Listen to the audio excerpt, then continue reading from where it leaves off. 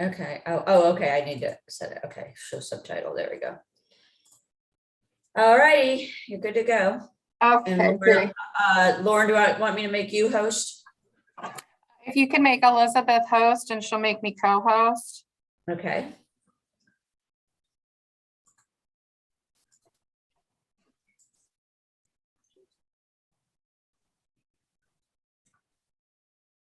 Okay, Elizabeth is host, and Elizabeth, if you could just make me co-host, that'd be great.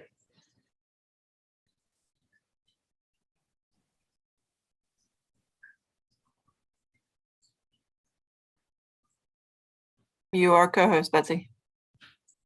Great, and captions look good on YouTube. Awesome. Thank you. Good morning, and thank you all for being here, even though there was some confusion with one of the Zoom links. So I appreciate you all being here.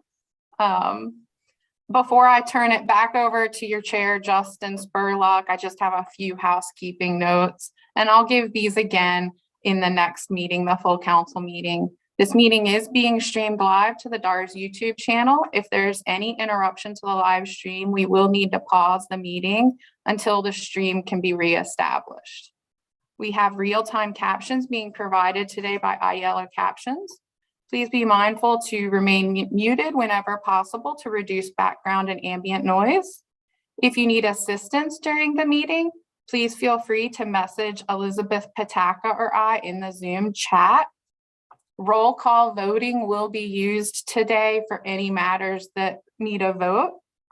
We have a number of people providing support today, and we appreciate the support so much. Betsy Civilette, David McKenzie, our ASL interpreters, Liz Leach, Lori Maheliers, and our captioners, Christina and Tara, will be here today.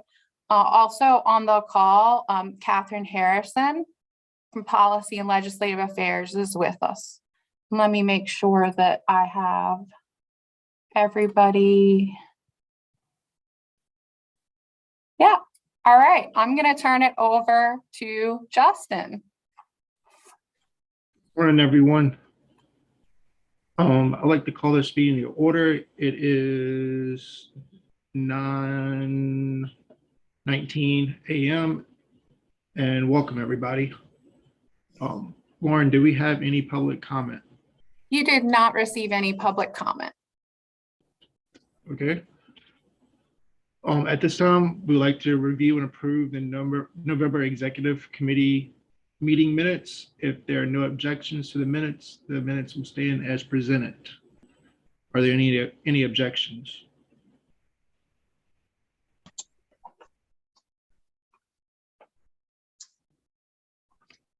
I guess not. So the minutes will stand, and we will move on to our membership status update. We currently have new members. Our first member will be Talisha McCauley Davis, is our newly appointed VR Council representative. Talisha is in the Richmond DARS field office. We also have Heidi Lawyer, who has come on to replace Tammy Burns as a PT representative. Heidi is also from Richmond. And we have Frederick Ford, is our newest business, labor, and industry representative and has worked in assisted living, and he joins us from Virginia Beach. The Secretary of the Commonwealth, Kay Cole James, has been informed of the need for a new Department of Education representative, which was Daniel Irwin's role, as well as a representative from the Virginia Workforce Development Board and Self-Advocates with Disability.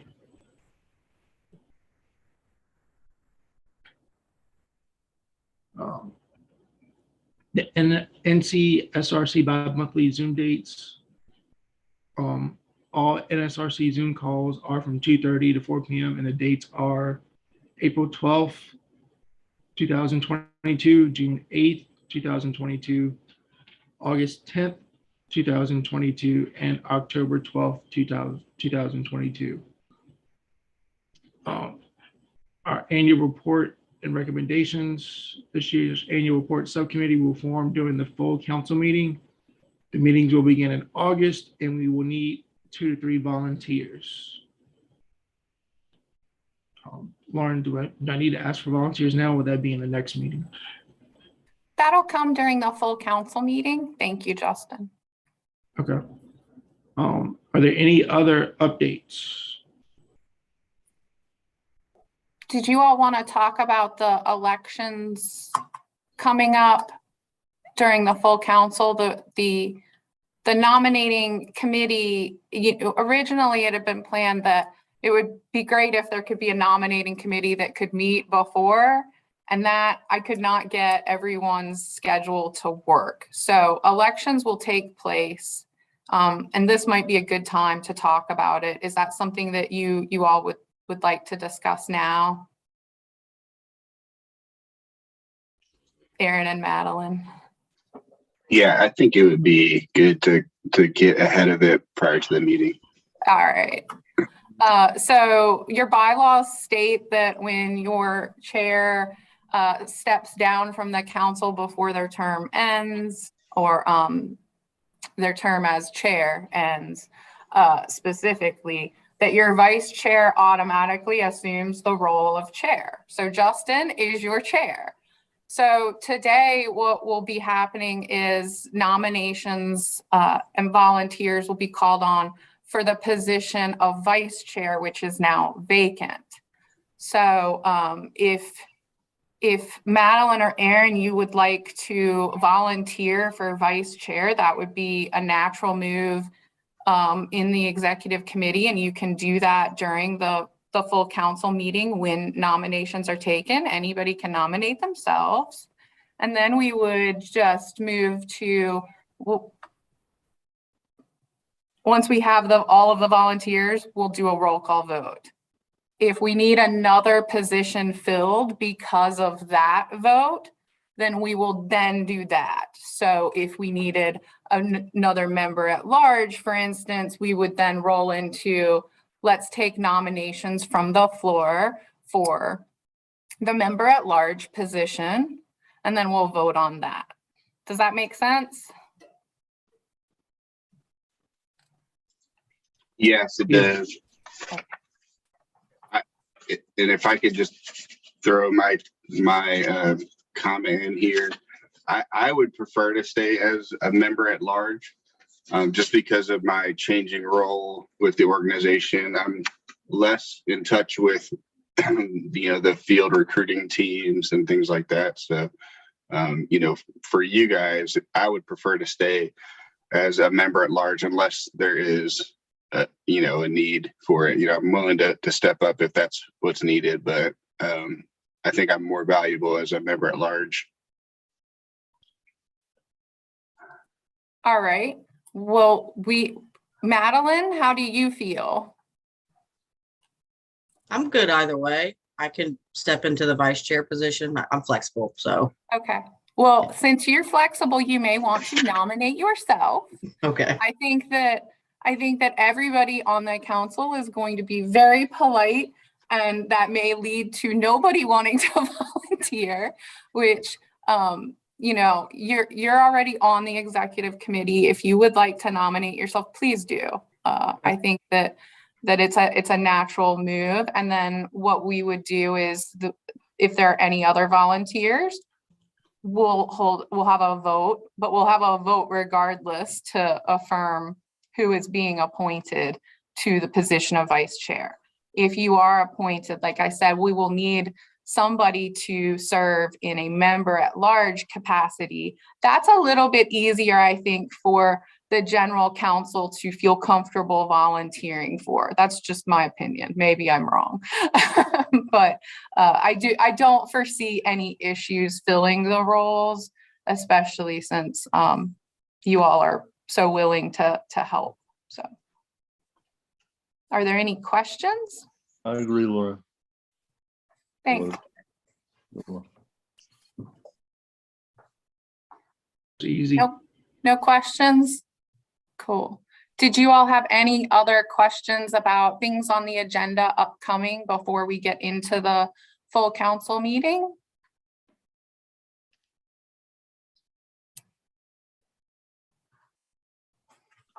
I think everything else looked pretty standard. I didn't see anything that I thought might be good to go over. It looks like we have a pretty standard agenda.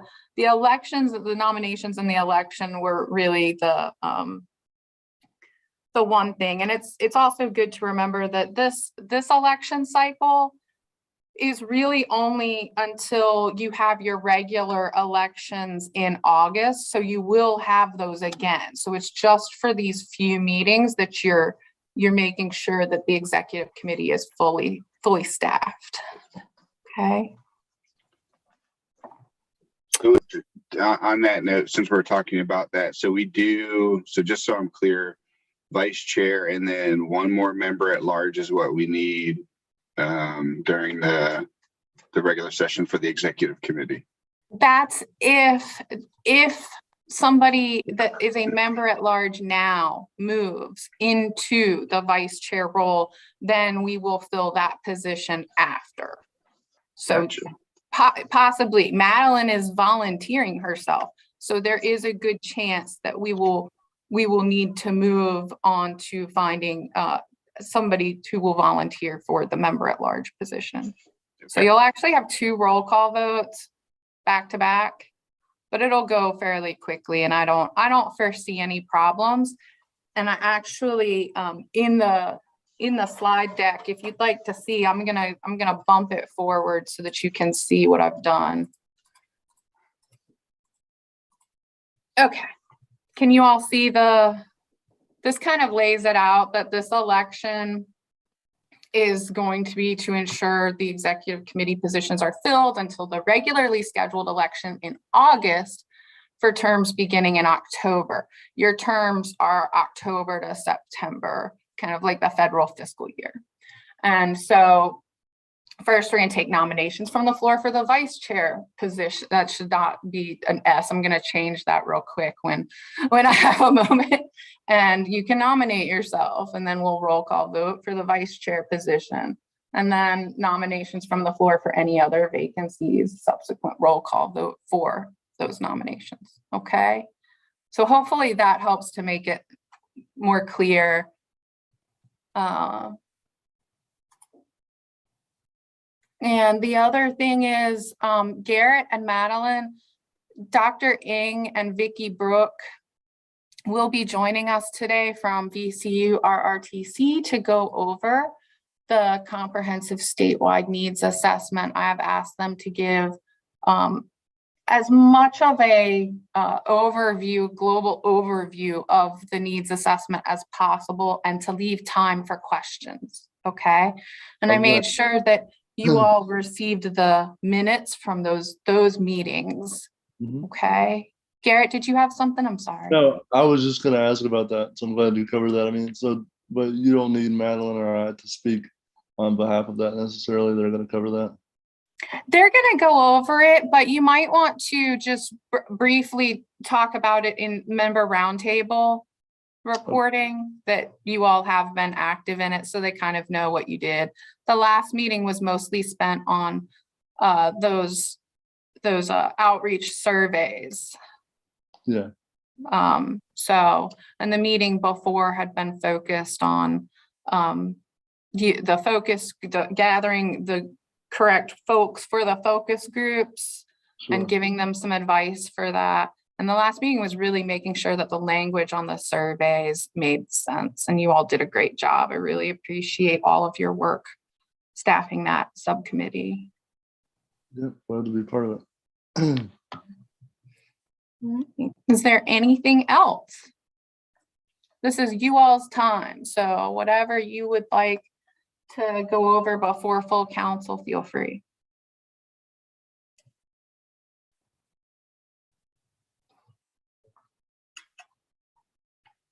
Okay. If you don't have anything else, you can adjourn early and have a little bit of a break before full council. The full council starts at 10 a.m. You may not want to disconnect necessarily. I highly recommend turning your video off and muting yourself rather than disconnecting. But if you want to disconnect, I won't stop you. You have the right Zoom information. And Justin, if you want to make sure that there's nothing else that you all would like to discuss.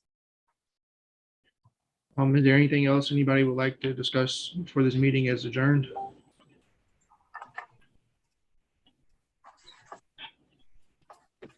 If not, we will adjourn this meeting and see everybody at 10 o'clock. Thanks. Justin.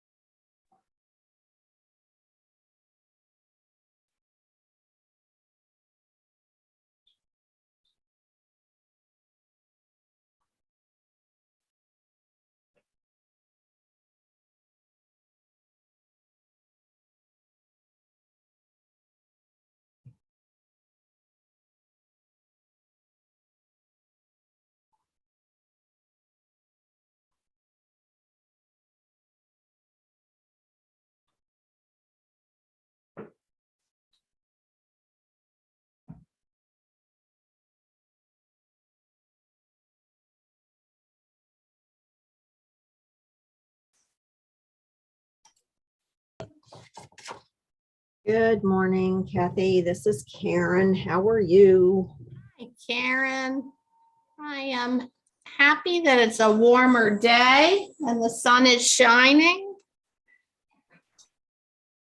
Me too. I'm hoping that the wind has also, man, that was something.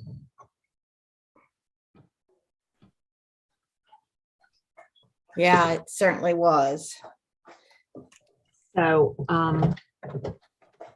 I am at home in Franklin County, and we don't have the best internet in the world. We're one of those people who lives in a rural area.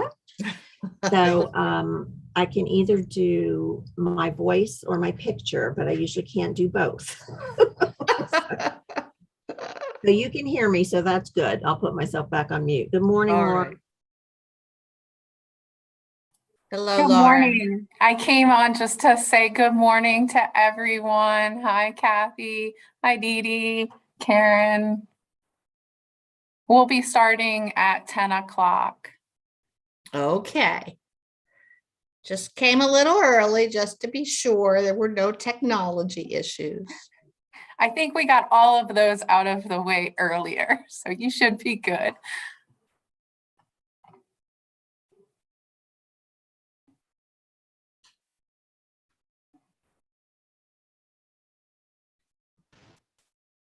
Jenny's coming back. Her camera was just blurry, so she's fixing it. Oh, okay.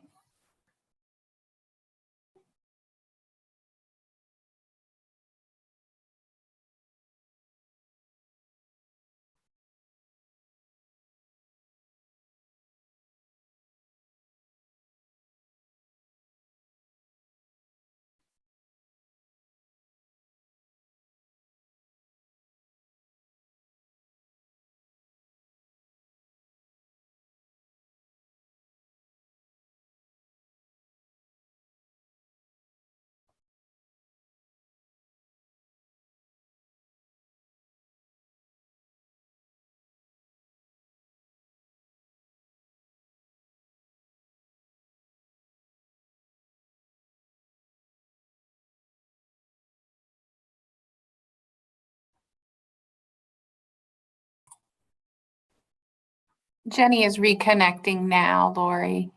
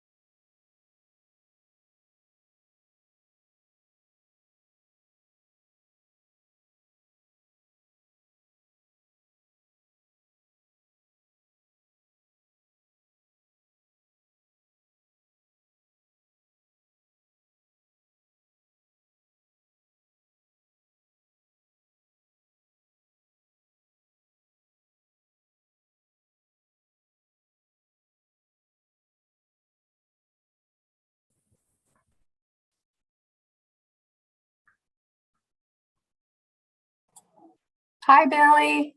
Good morning. I was just going to ask if you guys could hear me okay.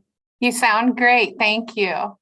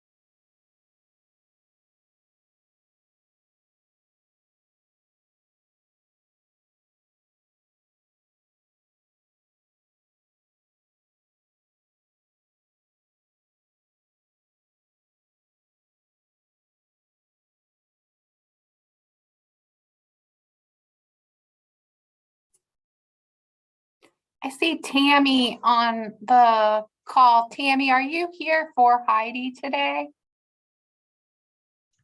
Oh, Heidi, Okay. hi. I'm sorry. You're okay.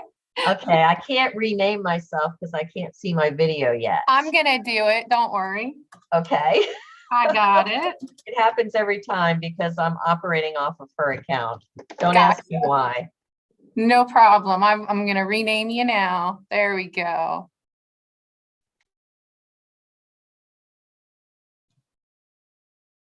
What do you want your name to be, Heidi?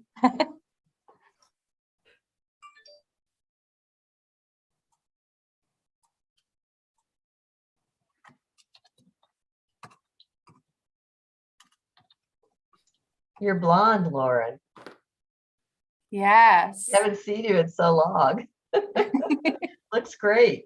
Thank you. I always like to keep people on their toes with my Absolutely. hair color.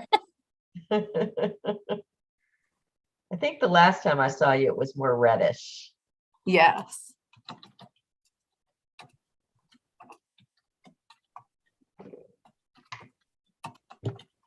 It's also getting very long.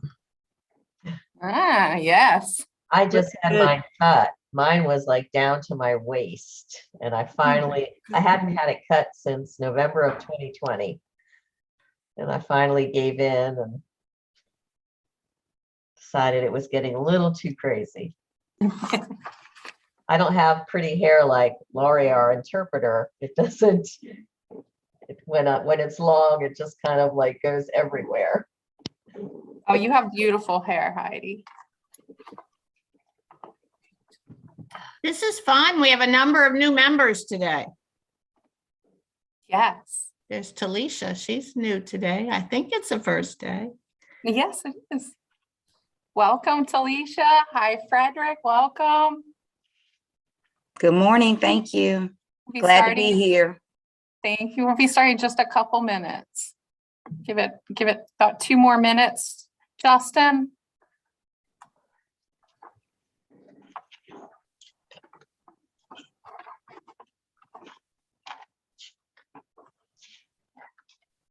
Yeah, that's fine.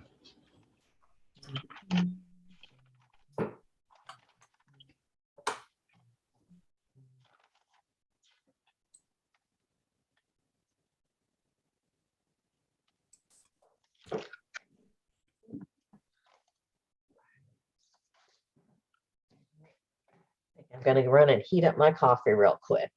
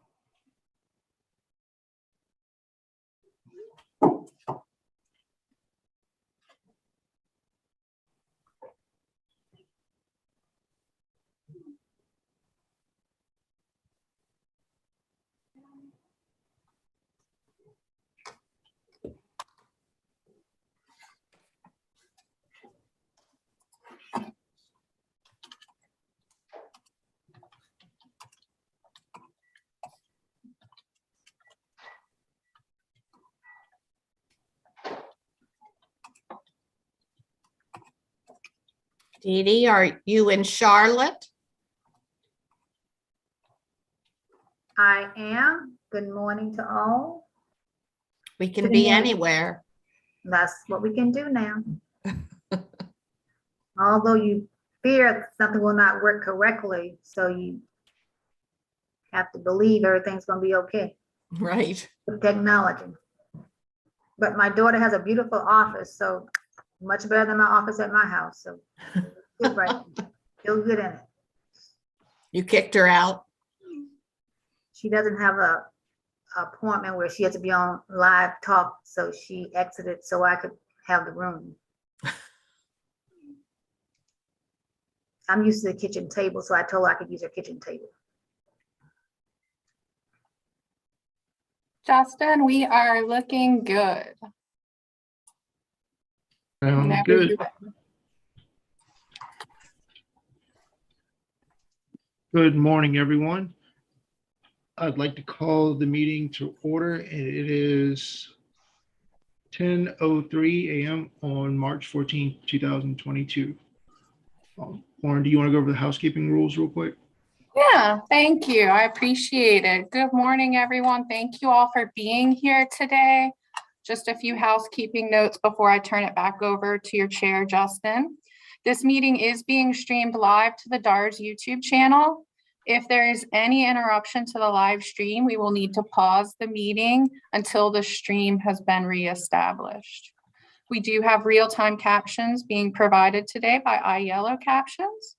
Please be mindful to remain muted whenever possible to reduce background and ambient noise.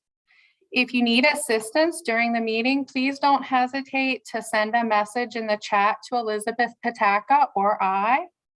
Roll call voting will be used today for any issues that need a vote. That only includes our voting members, not our ex officio and our non-voting VR counselor, Talisha. So you won't hear your names on that roll call, but everybody else, you will hear your names on that roll call. We have a number of people providing support today, and we so appreciate that support. Those people are Betsy Civilette, Communications, David McKenzie from VTC at DARS, our ASL interpreters, Liz Beach and Lori Mahilros, and our captioners, Christina and Tara. That's all I have. Thank you so much. Back to you, Justin. Thank you, Lauren. We'll move on with the introductions of our new members. First, I'd like to introduce Talisha McCauley Davis is our newly appointed VR Council representative, and Talisha is in the Richmond DARS field office. Second, we have Heidi Lawyer, who has come on to replace Tammy Burns as a PT representative. Heidi is also from the Richmond area. And we have Frederick Ford is our newest business, labor, and industry representative and has worked in assisted living. He also joins us from Virginia Beach. Thank you guys for becoming new members of our council. With our three new members, would you guys like to introduce yourselves and tell us a little bit about? Sure. Good morning. I'll start if you don't mind. I'm Talisha McCauley Davis. I'm a unit supervisor in the Greater Richmond DARS office. What that means is I supervise a small group of staff, about 5, and also provide VR services and pre-ets to customers. So I'm glad to be here.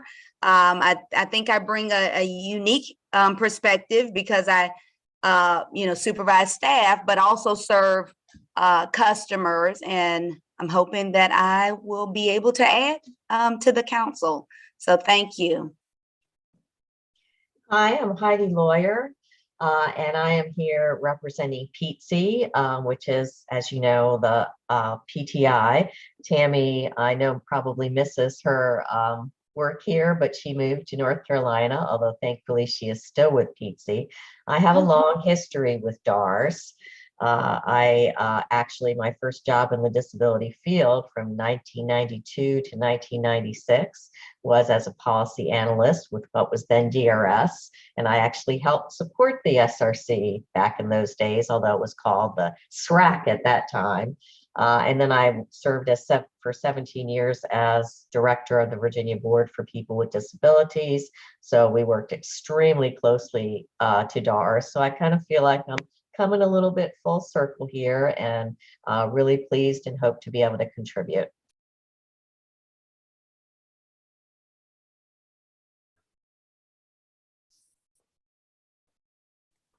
Thank you. Hi, I'm Fred Ford. Trying to wait until my house phone stopped ringing. I am a former Virginia licensed assisted living administrator, and most of my career is spent in pharmaceuticals and healthcare communications, with emphasis on healthcare disparity and reaching out to minority and underserved audiences. Even though I'm retired from that, I still occasionally do some consulting in the healthcare field. Welcome. Thank you, Justin. I'll do the roll call so that everyone else can introduce themselves. Is that okay? Yep, go for it. All right. Starting us off, Aaron Bassard. Hello, good morning. Aaron Bossard. I work with a company called Ronstadt. I'm on my first term here in the SRC, really excited about, being able to be a part of the council.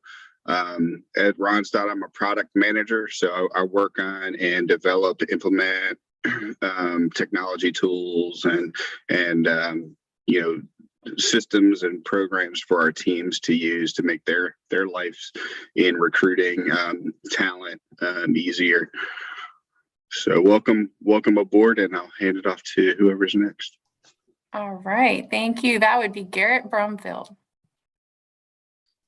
Good morning, everybody. I'm Garrett Brumfield from Roanoke, Virginia, your immediate past chair of the SRC. It is a pleasure to be with you all this morning.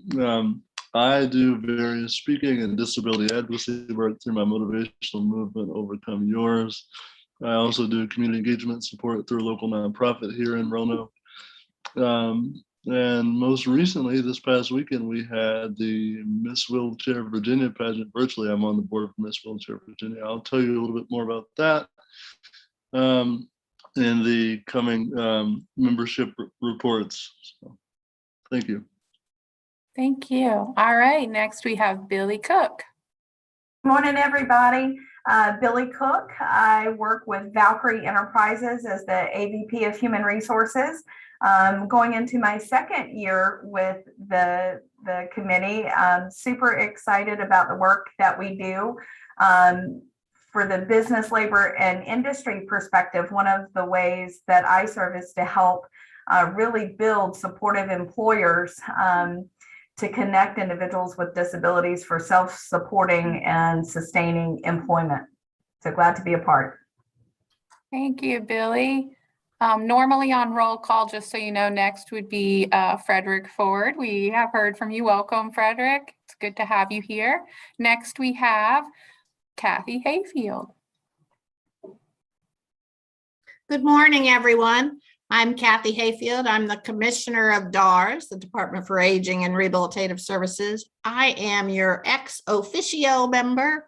I talk a lot, but I don't vote. Nice to be here with you all.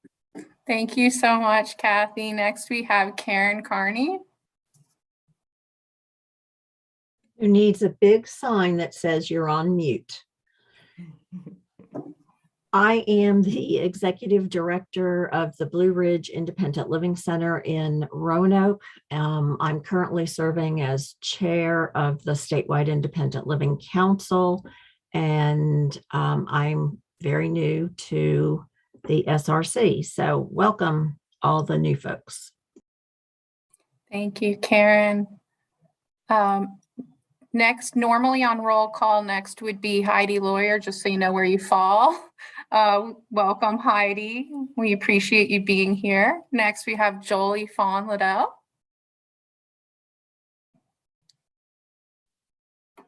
Good morning. I'm Jolie Fawn Liddell. I represent the Disability Law Center of Virginia here in Richmond.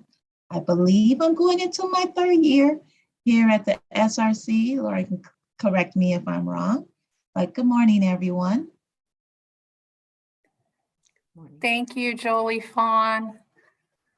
And next on the roll call, so that you know, Talisha, this is, you're not voting though. I've got to remember that. So we've heard from you and we appreciate you being here at your first meeting as well. Thank you so much. Madeline Nunnally. Morning, everybody. I'm in my second term now as a SRC member, or SRAC. I grew up in and around DARS. My mother works for DARS. I also grew up in a household with someone with a disability, so I have that perspective. And as an adult, I became a person with a disability. So I come from a myriad of angles, and I love giving that feedback when needed. And welcome everybody who's joining us. I hope y'all enjoy it and take, pride in what we do, because it's important. Thank you so much, Madeline. Justin Spurlock, did you want to give us a formal introduction? Yes. Good morning, everyone. I'm Justin Spurlock, and I am in my second term as a SRC member. And I was your vice chair, and I am now your new chair to replace Daniel. I work for the city of Richmond and their gas engineering division, and just want to say thank you guys for being a part of the board and welcome. Thank you so much, Justin. And we have Jennifer Witteborg. Jenny?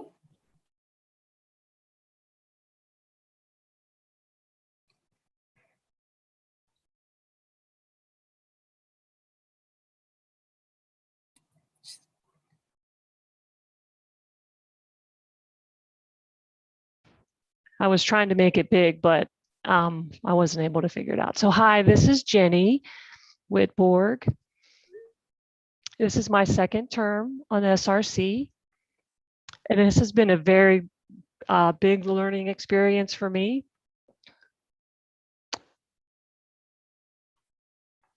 I represent the Virginia Association of the Deaf, and I'm happy to be here on the council. Thank you. Welcome to all the new members.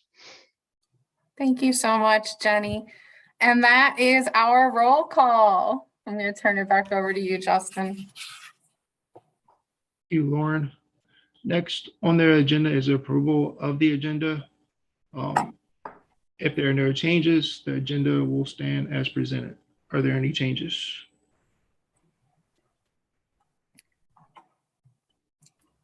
If there are not, we will move on to review of the November 16th minutes. If there are any changes to the minutes, are there any changes to the minutes? If not, the minutes will stand as presented, and we'll move on to the next item. We have matters of public comment. Lauren, did we receive any comments? You did not receive any comments from the public. Thank you.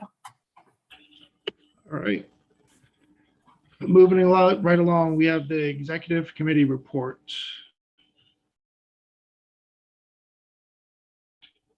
First up is our status of membership. I think I speak for all of us when I say that it's sad to see that we lost Daniel as our Virginia Department of Education representative. The Secretary of the Commonwealth, Kay Cole James, has been informed of the need for a new Department of Education representative, as well as representative from the Virginia Workforce Development Board and self-advocates with disabilities. Our future meeting dates. Please refer to the SRC website for meeting dates. The upcoming meeting dates are also always posted in our weekly newsletter near the end. The next meeting will be held at DARS on June 13th. This meeting will most likely be in person, which means we'll need a majority of voting members at the physical location of the meeting in order to conduct business. Next will be, we need volunteers. We need 2 to 3 volunteers for our annual report subcommittee. The annual report subcommittee is charged with helping to form the annual report theme, design, and as well as review the report before submission. This process will begin in August. The meetings will begin in person and are bound to the same FOIA guidelines. So in-person attendance is necessary. There will be an opportunity later in this meeting for volunteers to assist with reviewing the hearing officer applications. Elizabeth will talk more about that later. Is anyone interested in serving on the annual report subcommittee? And I will say that I will definitely be on this one again if possible. So I'll volunteer myself. Awesome. Those of you that don't know, Justin Spurlock is great with design. Betsy knows this firsthand. So it's great to have you volunteering again. Got Thank your you. name. I'll volunteer too to be on it. Madeline only here. Got your name too, Madeline. Thank you. You've done such a great job on the CSNA subcommittee, so I appreciate it. We have another volunteer. We can roll with 2 if Billy, you wanna join? Okay, I've got you down, Support Billy. again. Good to have you on again. Thank you. You're also such a huge help. Great. Thank you so much, Justin, for getting those volunteers. Great. Is there anything else we need to do on that topic, Lauren? No. Okay. So moving right along, we have our commissioners report, and we would like to welcome Commissioner Kathy Hayfield. Good morning, everyone. I'd like to personally welcome the new members. It's a commitment of your time, and we really do appreciate it.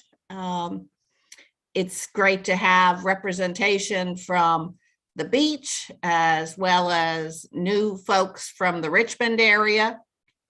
Heidi Lawyer and I go way back, and I I had to say that because Heidi wrote the state plan many, many years ago.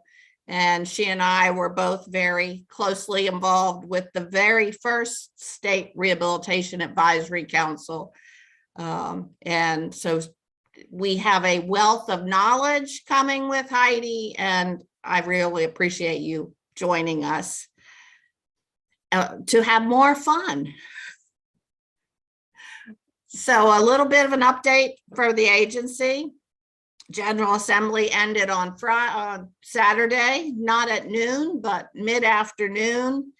They went home without a budget, and Catherine Harrison will be giving you more of an update on the outcomes of the General Assembly session that impacted our agency.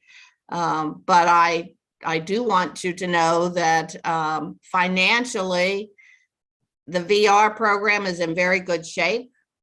We continue to be able to have all categories open, and that's good and maybe not so good, because that means that we aren't getting enough applications. But it's a strange position to be in, that we're saying, gee, how is it we can have all categories open? That means we have enough dollars available to serve all eligible applicants, which we know we're not touching all of the folks who are eligible out there. And that's something we'll be talking about more later. But in the meantime, we have all categories open, and that's a good thing. Our next meeting, I'm hoping, really will be in person in June, because this is wonderful that we're able to meet this way. And Lauren is smiling because I know she was disappointed.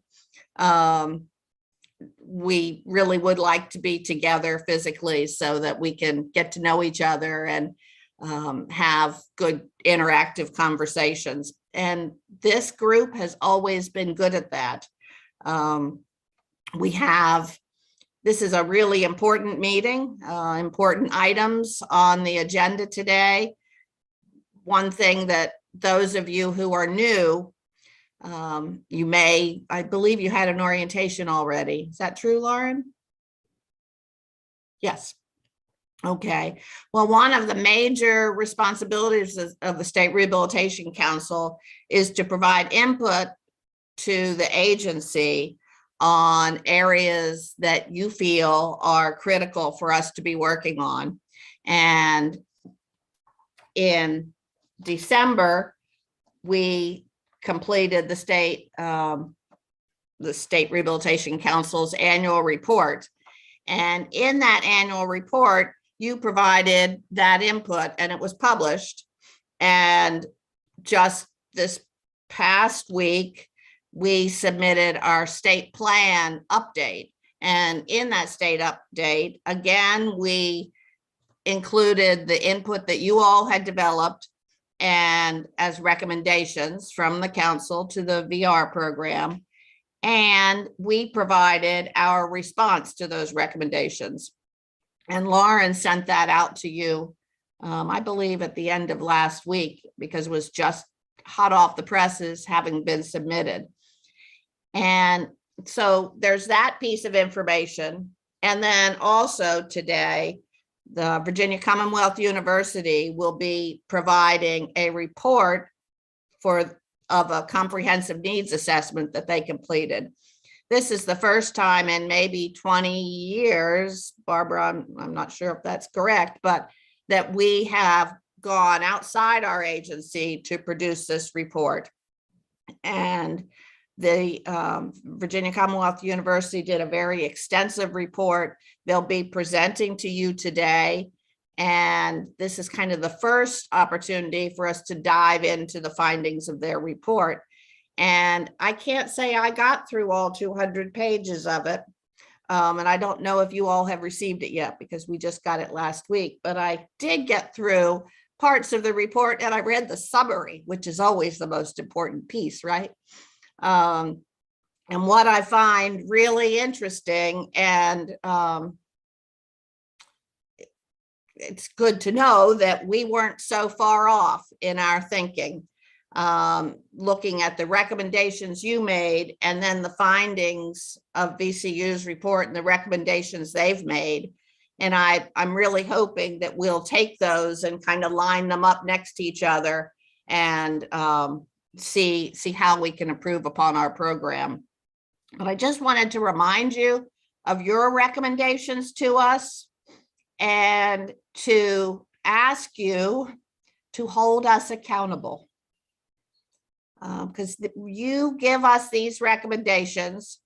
You are the State Rehabilitation Council. Back in the old days, it was called advisory, but it's really more than advisory. These are recommendations you're making, and you need to hold us accountable.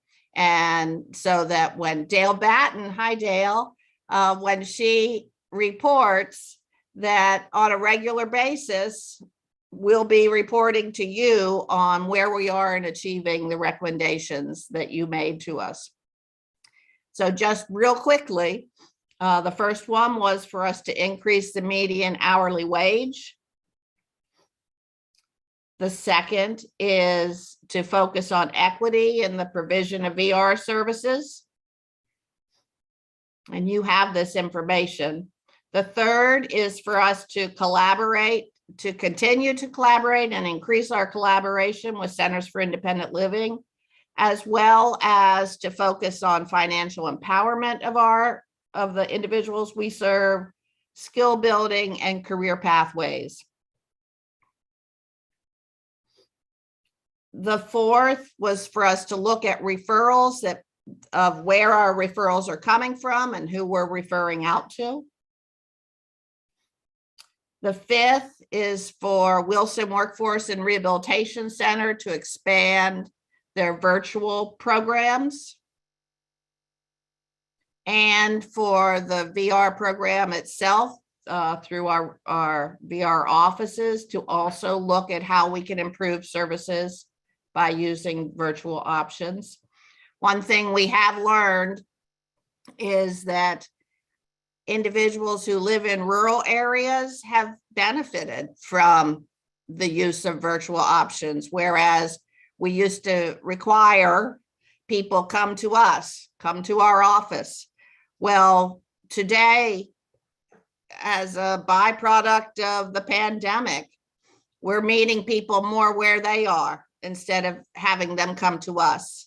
And that might mean that we're going to areas in their community, but we're doing a lot of virtual meetings, and we've certainly seen that our guidance and counseling has gone up as a result of using virtual options. The seventh recommendation is for us to work more with the Virginia Department of Education. Our applications are way down in terms of working with students with disabilities as a result of the pandemic. And we need to work more collaboratively with DOE. Losing Daniel Irwin from our State Rehabilitation Council is a disappointment. And we need to find a new contact and get them oriented real fast. The eighth recommendation is in terms of targeted strategies to get the word out about VR. And number 9 is to improve outreach to American Indians, Native American tribes. And that came out in our comprehensive statewide needs assessment previously and is also there now. And you'll also notice in the comprehensive statewide needs assessment that our services over the pandemic period declined to African Americans and people of Hispanic heritage. And so when we're looking at our targeted outreach, those are populations we need to be working more closely. Number 10 is stronger employee diversity through increased recruitment, so that our employees look like the people we serve. And then the final one is to evaluate and examine equity in access. including access native language and cultural representation. And that also included American Sign Language as well. So those are the recommendations you made to us. And in the document that Lauren sent out to you, you see our response to those recommendations. And then today we'll have the report from VCU looking at the comprehensive statewide needs assessment, where they found that there are gaps and needs in our service delivery. So all of those pieces put together should give us an opportunity to improve the services we provide and make them more responsive to the needs of Virginians. And I'm very happy to have you all in partnership with us to help us look at those, to help us strategize how best to meet the needs of the folks who we might be missing out on right now, the unserved and the underserved, and to help us in your communities where you can to be more responsive. So at that point, I will stop and ask if there are any questions of me.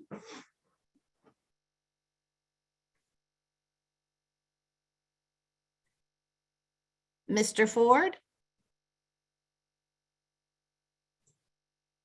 Hello. So hi. I read the responses to our recommendations. My overall impression is that the responses were sort of generalized. I would characterize them as we are and we're gonna. What I found lacking was specific and measurable goals to address each one of those. And particularly, I'm interested in the one on employee diversity and also in improving outreach, especially to underserved audiences. And that's particularly of concern given your comment earlier that we obviously are not getting enough applications. And I suspect that the lack of applications is disproportionately so amongst underserved audiences. Mm-hmm. I very much appreciate that input. And I think that that's one area that with the report that we're just receiving and a comparison of our internal data, that we can come up with some good measurable outcomes that we're working on. So keep our feet to the fire there, because I agree the responses were somewhat generalized. And I'm sure Dale can speak to that when she speaks as well today.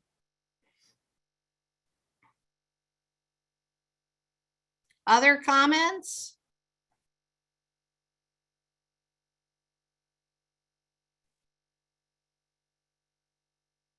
All right.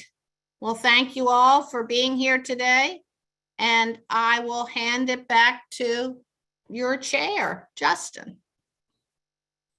Thank you, Commissioner Hayfield.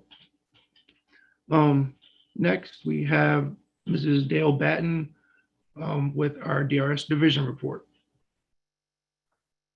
Good morning to all and welcome new members. I too have worked with Heidi over a period of time, so it's good to see you, Heidi, in another role for us working together. We've done some great work with advocacy and working with our customers, so I'm glad to see you here on this board. And welcome, Mr. Ford and Talisha. I support you and appreciate you being here for our counseling staff. Welcome back, Madeline. Good to see you. You always make sure that we are moving forward in VR. So good to see you this morning back on the board as well. And Justin, I believe today or yesterday was your birthday. So I think happy belated birthday is in order for you. Hope you had a great day yesterday and you will continue to have a great week. So happy belated birthday.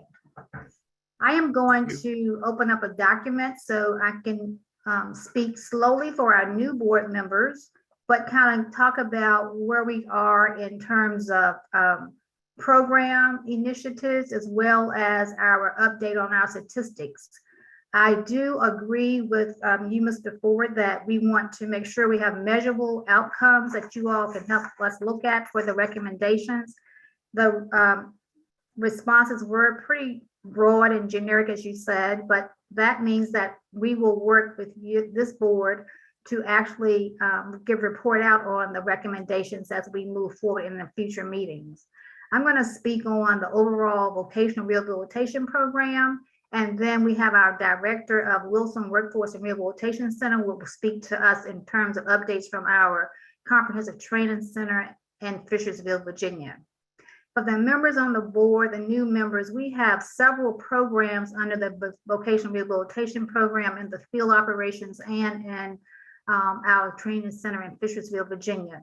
I'm going to speak first to the workforce programs, and these are programs that actually do a lot with us preparing our consumers for our customers for employment, but also work with organizations to make sure and businesses to make sure that we're giving them what they need for our clients to become successfully employed. We have a couple of grants that we got in our agency within 2021. One is our Disability Innovation Grant, a fund grant. It's a $9.2 million grant for 5 years for our agency to collaborate with the Department of Labor and Industry and the Department of Human Resource Management to assist 750 is the number we put in the grant, individuals with disabilities to enter into apprenticeship programs and state, local, and federal government positions, hiring initiatives. We're calling that grant the Career Pathway. So that's one of the recommendations or that you all have for us to really talk about pathways and career pathways. We've hired 3 staff to help with that grant. One will actually be embedded or housed in the Department of Labor and Industry agency, state agency. One will be with the Department of Health and Human Resource Management agency. And then one we will have in our agency that will be working with us in any customer that is employed, or we need to do some assistive technology to keep them successful in an occupation or a state agency hiring or apprenticeship program. We have a person we are calling a quick response counselor to kind of work with those initiatives. Another program area in our workforce program is our Good Life Cafe. I've talked about this to our members of the State Rehab Council, but for new members, this is a program that provides young adults 18 to 24 years of age with disabilities personalized financial coaching and assist with understanding how ABLE accounts, these are new accounts that has been initiated for some years now, to be useful in future goal planning. These are accounts, as we talked in the past, for new members. It's an account that the disabled population can open up, and they can have a savings account. Anybody that's on SSI or SSDI typically cannot have any money in their accounts past $2,000, but with this ABLE account now and this initiative, people can have more than $2,000 in a savings account. So our agency is under a program, a partnership with the National Disability Institute, University of New Hampshire, and Syracuse University that actually allows us to go through a process where we can actually have cohorts that will help people understand this new initiative and help them with financial coaching for these services. Another way that we help people with financial literacy is through our Work Incentive Specialist Advocacy Program, where we are actually working with recipients that are on SSI, SSDI, and we help them through an assessment that we call Work World Analysis and other WISA, which is Workforce, I don't know what WISA stands for, but anyway, it actually helps them to look at if they go to work, what would it mean if you actually started working and had a income, and how it speaks to integrating their financial literacy, what work incentives they may be able to get, and then the benefits counseling piece is how we help them understand that you will not lose your benefits initially going back to work, but there are advantages to going back to work, and help them understand the benefits they can get out of working as well as part-time work. So this has been a guidance and counseling model in VR, and our agency has trained over 100 providers to help our customers throughout the Commonwealth in this initiative. Our other workforce staff has completed over 25 trainings in what we term windmill disability adequacy training in 2021, and we're continuing in 2022. We last year had about 1,250 attendees, over 17 state agencies participating, businesses and community partners were in our training. This response has been great, and the services has opened up more businesses to hiring individuals with disabilities. So that's our workforce unit. I'm going to move on to we have a unit called Special Programs and Employment Services. And this is when we work hand in hand with our transition population and our population that needs supports on jobs. We have a program for new members titled Project Search. It's a 1-year intensive work-based learning program for students with disabilities. We have a relationship with Virginia Department of Education and VCU. We have created 21 of these programs across the Commonwealth. The local programs bring school systems, DARS offices, and host companies together to offer a 1-year program for internships for students with disabilities to learn skills for employment. In Virginia, we have 3 military installation programs of the 21. The first one was Fort Eustis, and that was a springboard for us having further development of military programs across the country, not just only in Virginia. We have another one starting this year, Naval Air Station Oceana in Virginia Beach. So Mr. Ford, we'd be glad to share that information with you. And coming on board in August of 2022, Fort Lee will be coming on board to help us with Project Search sites. So this is very rewarding for our students in transition. We have what we call pre-employment transition services, and you heard Talisha talk about she serves that population. These are the students that are in school with tasked now through our new regulations under Workforce Innovation Opportunity Act to work with students earlier in the process of transition. Our members on the State Rehab Council know about this, but for new members, it means that we work with them more now in the early age of high school, opposed to what we used to do was 11th grade summer and then the 12th grade transitioning out. We're now required to work with them in the 9th and sometime even younger age populations. 14 to 22 is our population that we work with, or 24. So the pre-employment transition services, we are, as Kathy mentioned, we are back in the schools as much as possible. Some schools are still leery of us coming back in because of just transitioning back into just the rural transition in their own settings. So we are back in schools as much as possible. We have a lot of summer initiatives coming on open for our summer program. We do a lot of work-based learning, which means that we actually help them with job exploration in the summertime through our employment service organizations. And this year we're having a collaboration with community colleges, asking them to help set up programs for the students in transition. So exciting news to come about, and I'll tell you more about what's happening in the summer in our June meeting. We're also working with our Center for Independent Living for summer activities. We already work with them now in independent living and self-advocacy programs. So some of that is also one of your recommendations to collaborate more with the Center for Independent Living statewide. So we are already doing that. And we have another program that we're working with our seriously mental ill population, and it's called the Individual Placement Support Services. This is a Virginia Expired initiative that was brought together by a collaboration between the Department for Aging and Rehabilitative Services and the Virginia Department of Behavioral Health and Developmental Services. This program is a team approach to employment, ensuring the integration of mental health treatment for all persons receiving services. The IPS model is based on the theory that work is treatment and treatment is work. We have 2 areas in Virginia that will be an early adopter of this initiative. We're working with the Chesterfield County Mental Health Support Services and the Fairfax Church Community Service Board. So more information to share with you on that, but I want to let you know that that has started.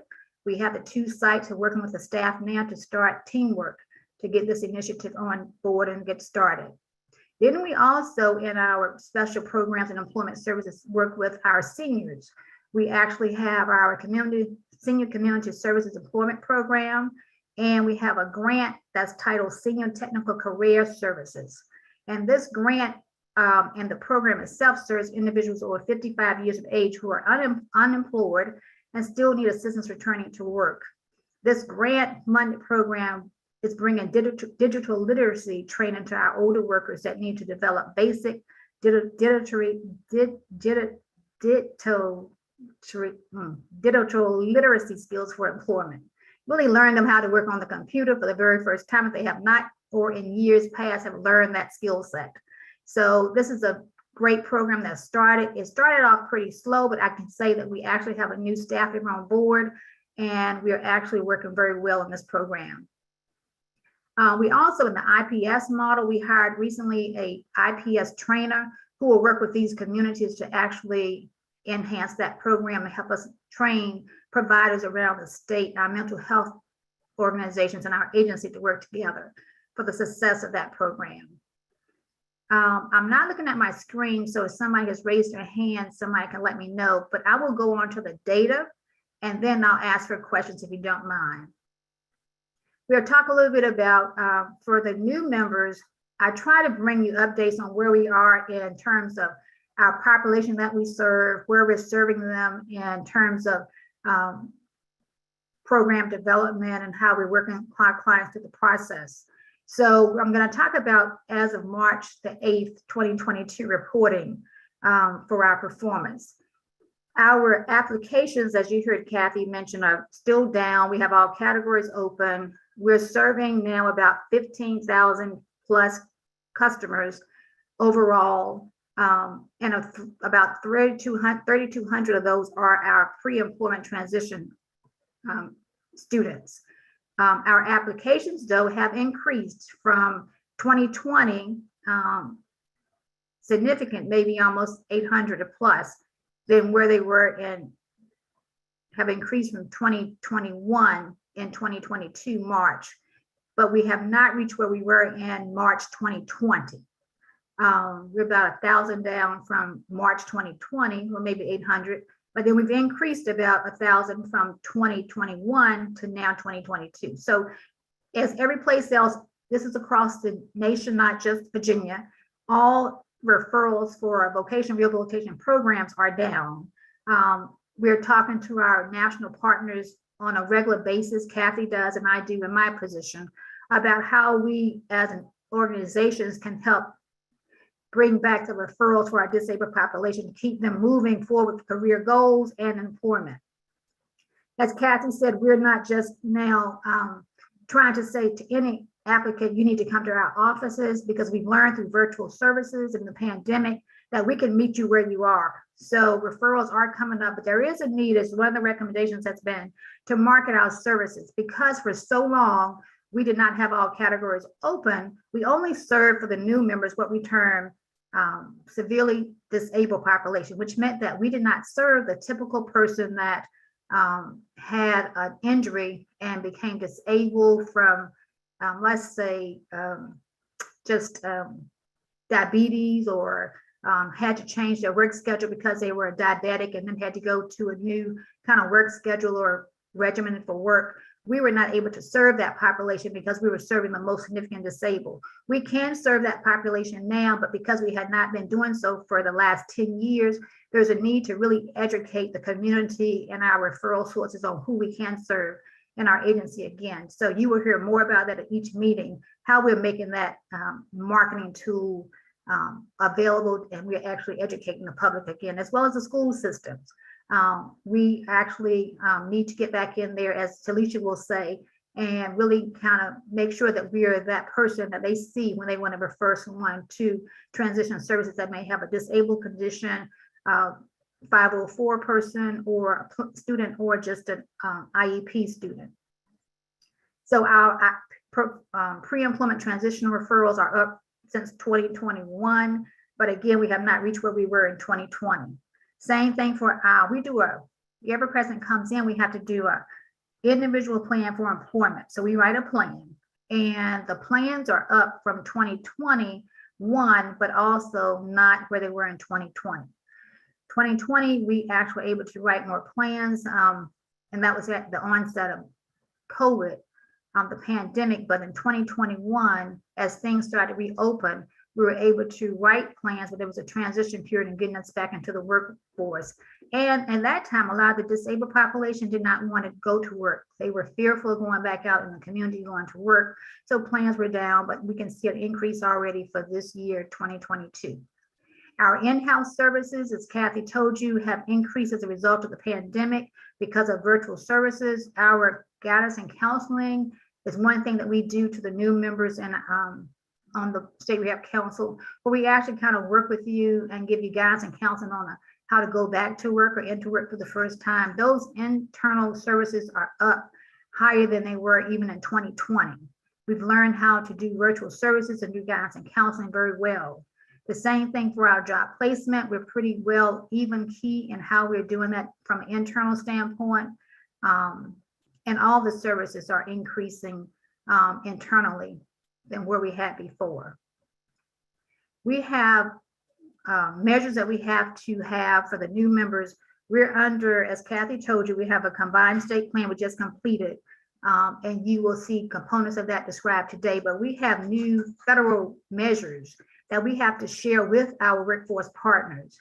And so before we talked about how many plans or how many employment plans for our clients we had written. We talked about how many people we placed on a job and we kept them open for 90 days and make sure they were successful. Well, now we're required by law to focus more on measures that talk about how many of our customers are employed 6 quarters after they leave our system, 2nd quarter after they leave our system. So we have to look at our customers now over 1.5 years to really be measured on the success of our customers. And we have to talk about what kind of median earnings they make throughout the year after they leave our services or while they're here with us. We have to talk about how many people we get credentials on during the measures of our success, as well as how many people gain a measurable skill gain. How do we really track the students that go to school or adults that go to programs where they actually got a measurable skill gain? They learned something new and got an additional skill that they can use for employment and career pathways. So our this year in April, Kathy and myself and Catherine will be working with our Rehabilitation Services Administration, which is a national administration that we work for our agency. And we are having to look at how we make goals for measurement goals for these 4 or 5 measure areas.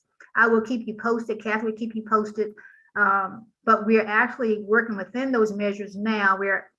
Right now the agency has a goal for 2nd quarter post exit. How many people have been employed? 47%. We've actually meeting that a little low for the 2nd quarter as of March 8th. And then the 4th quarter after exit, we're right pretty much on target with a goal of 45%. Those goals, though, I will tell you, do not concentrate on those too much because they will change after April negotiation meeting with Rehab Services Administration. So we are doing good on that part. We have in our system, I told you how many customers we had, and as Kathy said, our expenditures are down. However, we are looking forward to really educating our staff and marketing ourselves so we can actually continue to serve more customers because we do have funding. We're able to do that right now. So I will open it up for a few minutes. I do see there's a lot of chat going on. Jenny said maybe a dedicated YouTube for ASL access so people can watch 2 windows and see bigger access to interpreters. Okay, Jenny, thank you. Well, Lori answered that. So let me open up. Dee Heidi has her hand up. All right, Heidi. Hi, yes, thank you for that great report. And also thank you for the kind welcome that everyone has given me. I really appreciate that. So in PT does a lot of work with students in transition. It's one of our major areas. And I take a lot of transition calls from parents concerned about services. And one of the things that we find on an all too regular basis, and I'm sure this is as much the schools as anything else, is that people absolutely, parents don't know anything about DARS. They're not told by the school division about DARS. They've never heard of pre-employment transition services. And so when we are talking to them and making those referrals, they're hearing about this for the first time.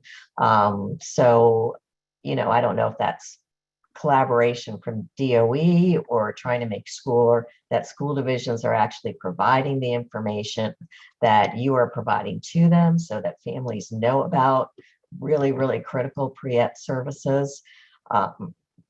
So that's one point I wanted to bring forward. And the other one is related but unrelated. We also have found on multiple occasions that some VR counselors are referring families to guardianship proceedings and telling them, and this happens in the school staff do it as well, telling them that they need to seek guardianship over their child if they're 18 years old without having knowledge of or exploring less restrictive options. And so that is also a concern for us, that they should not, neither school staff nor DARS should be advising on things like guardianship, which is not their area of expertise. So I just wanted to bring up those 2 points. Thanks, Heidi. Talisha has her hand up. I'm gonna see if Talisha wants to answer anything about the marketing. You may have already started, and she may can speak to anything about the advising for guardianship, but I will take that back, Heidi, to our leadership team about the advising. I had not heard that, but thank you so much for sharing that. We do know that people do speak of the school system and the parents not knowing a lot about pre-employment transition services. So thank you for comment on that too. Talisha, you can speak to that. You're actually in the schools with us and may have more information to share. Okay, well, I had my hand up because I was going to make a comment about the financial empowerment, but I'll do that after this. But as far as getting the word out about DARS services, I think what has happened is just with, COVID, our staff haven't been able to, participate in some of those transition fairs and resource fairs and those types of things that allowed us to get out in the community and really share about our services. I agree with you, Heidi. I've spoken with a lot of parents, and they're saying that that the school doesn't inform them about DARS. I can't speak for the schools, but I can say again that I think, with COVID, we hadn't been able to get out there like we had been able to in the past. We are now starting to get out there. I just participated in a big event that was sponsored by the State Council of Higher Education for Virginia for students at the Dewey Gottwald Center. And they had a really good turnout. So, I was able to get out there along with another counselor from Petersburg. We have counselors in our office who will be participating in a Henrico County public school transition fair, I believe this week. And so counselors are now able to get back out there and start spreading the word to parents and students. And then, I don't know about the other offices, but in the Greater Richmond office, our schools are reaching out to us. They want pre-employment transition services for their students. So our counselors are having a tough time trying to serve everybody that we're being referred, and they're coming in. And again, that's for the Richmond and Henrico schools and Hanover schools. But I'm hopeful that, as we're able to get out there more and more, as some of the restrictions are, we ease up on some of the restrictions, that we'll be able to get out there more and more and spread the word.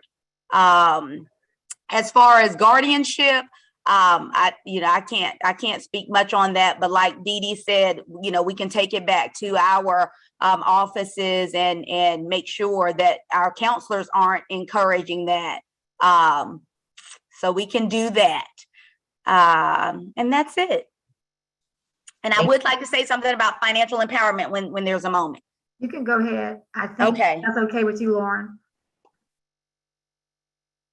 Go right ahead, Talisha. Okay, thank you. So I was just going to say, that another thing that we're doing, counselors are doing, Dee Dee mentioned the Good Life Cafe, and Jonathan May, who's the project manager over that Good Life Cafe program, is doing an outstanding job with getting things going. As a matter of fact, he and his team reached out to me recently about some consumers that I'm working with that I hadn't even thought about for the program. And so I was really appreciative of them for, going through the records and finding people who might benefit from that program. So I'm expecting good things from Jonathan May and his team and the Good Life Cafe program. Also, we are making a lot of WISA referrals. As Dee Dee mentioned, those are benefits analysis that our ESOs can do with our consumers to help them to understand the impacts of working on their disabilities. And so we're doing a lot of referrals, especially because minimum wage just went up, and our consumers are really wanting to know, before they go to work, how is this going to affect their benefits? And so they are, thinking about the fact that minimum wage has gone up and what that might do to their benefits. So we're making a lot of referrals. And then counselors are also doing more and more financial health assessments. That's a financial health tool that we use to help clients to look at their financial health and to look at where some of those financial issues might be. And so doing that financial health assessment is now a requirement of counselors. That's something that has been added to our job descriptions, and we're now required to do those assessments with our clients. And so those are just, like Dee Dee said, those are just some of the financial empowerment strategies that we're using with our clients. But I did want to point out, in addition to those WISA services and the Good Life Cafe, that counselors are also doing that financial health, using that financial health assessment tool with all of our clients to help them to start looking at their financial needs. Thanks, Talisha. Mr. Ford? Yes, Talisha, in the schools, who are you reaching out to? Is it the school counselors or the administration or what? So every school, well, I know how we do it in the Greater Richmond office. I can't speak for the other offices, but in the Greater Richmond office, we have a close relationship with the transition facilitators and the case managers. But a lot of the times the case managers, because counselors get referrals from all over the place, we get emails from teachers, administrators, case managers, transition facilitators. We have asked in the Greater Richmond office, again, I'm speaking of our office, we have asked that referrals come through the transition facilitators, just to kind of streamline the process some, so that we're not being inundated with referrals from teachers, case managers, parents, administrators. Now, while any of those people can make a referral, and we don't refuse, those referrals, we have asked, though, that the referrals come through the transition facilitators at the school. So that's our primary contact. And I know that, the schools we work with, they do they try to do their best with trying to get the word out about DARS and schedule those appointments for us with students. So that's our main contact, are the transition facilitators and the case managers. Okay, and a question for you, Dale.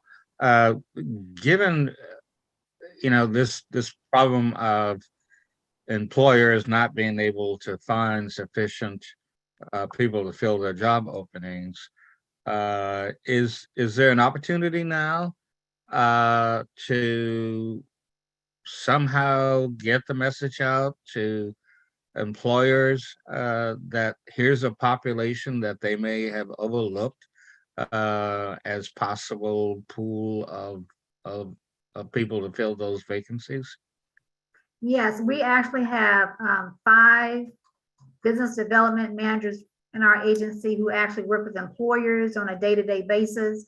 We are working with our workforce partners and serving on business services teams in the Commonwealth to share information and help employers understand that the entire Commonwealth has a team to help new businesses come into the Commonwealth as well as existing businesses, and recruiting and hiring individuals, including those with disabilities. So Billy can talk a little bit about this. For our federal contractors, we're the lead in helping them understand we can give them qualified applicants to meet their federal hiring need for persons with disabilities. So we're out there on a daily basis. And I talked about the windmill disability adequate training that we did. We reached multiple businesses around the Commonwealth. So we are actively out there, and I would say, do a great job in trying to help employers and businesses understand that we can try to meet their need, not just through the hiring, but through assistive technology that may be needed for an employee coming on a job site, whether the disability is visually impaired, deaf and hard of hearing,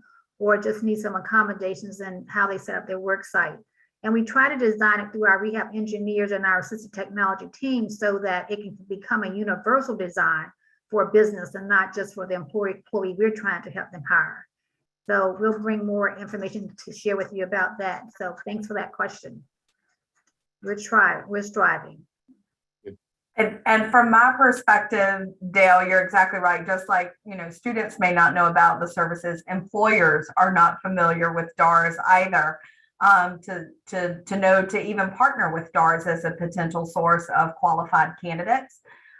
One of the ways that as I'm interacting and networking at job fairs and things like that from the employer perspective, particularly with federal contractors who are obligated to reach out to individuals with disabilities, sharing our annual report that highlights some of the successes and wins is a good networking tool to make those partnerships with employers in the area, as well as resharing some of the social media. So that's where I try to get the word out as well, in tandem with those business service managers. Thank you, Billy. Somebody else had their hand up. Talisha has hers up now, but Jolie Fawn. Let's do Jolie Fawn first, Talisha. I just wanted to make a comment about Heidi's point with the schools informing or telling their students once they turn 18 that they had to secure guardianship. That is true.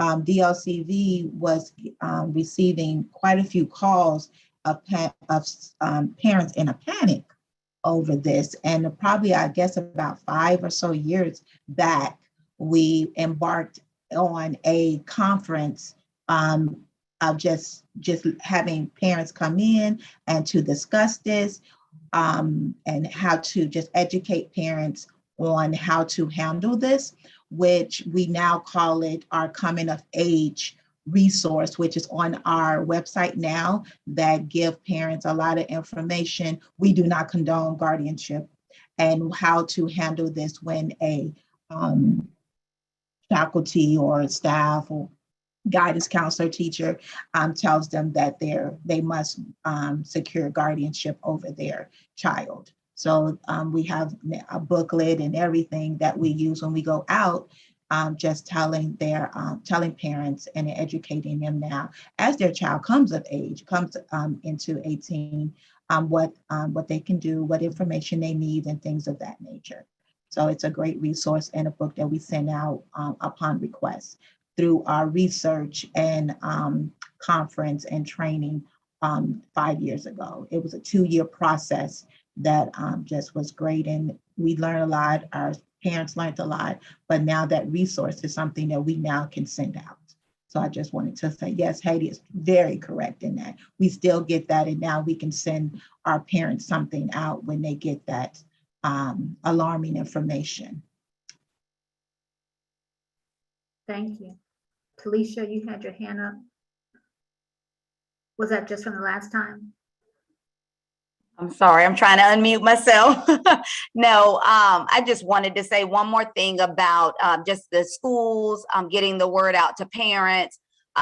You know, again, prior to COVID, we had counselors had an opportunity to do like in-services with schools and talk about our services. And you know, just with COVID, that we weren't able to do that like we had been able to do it in the past.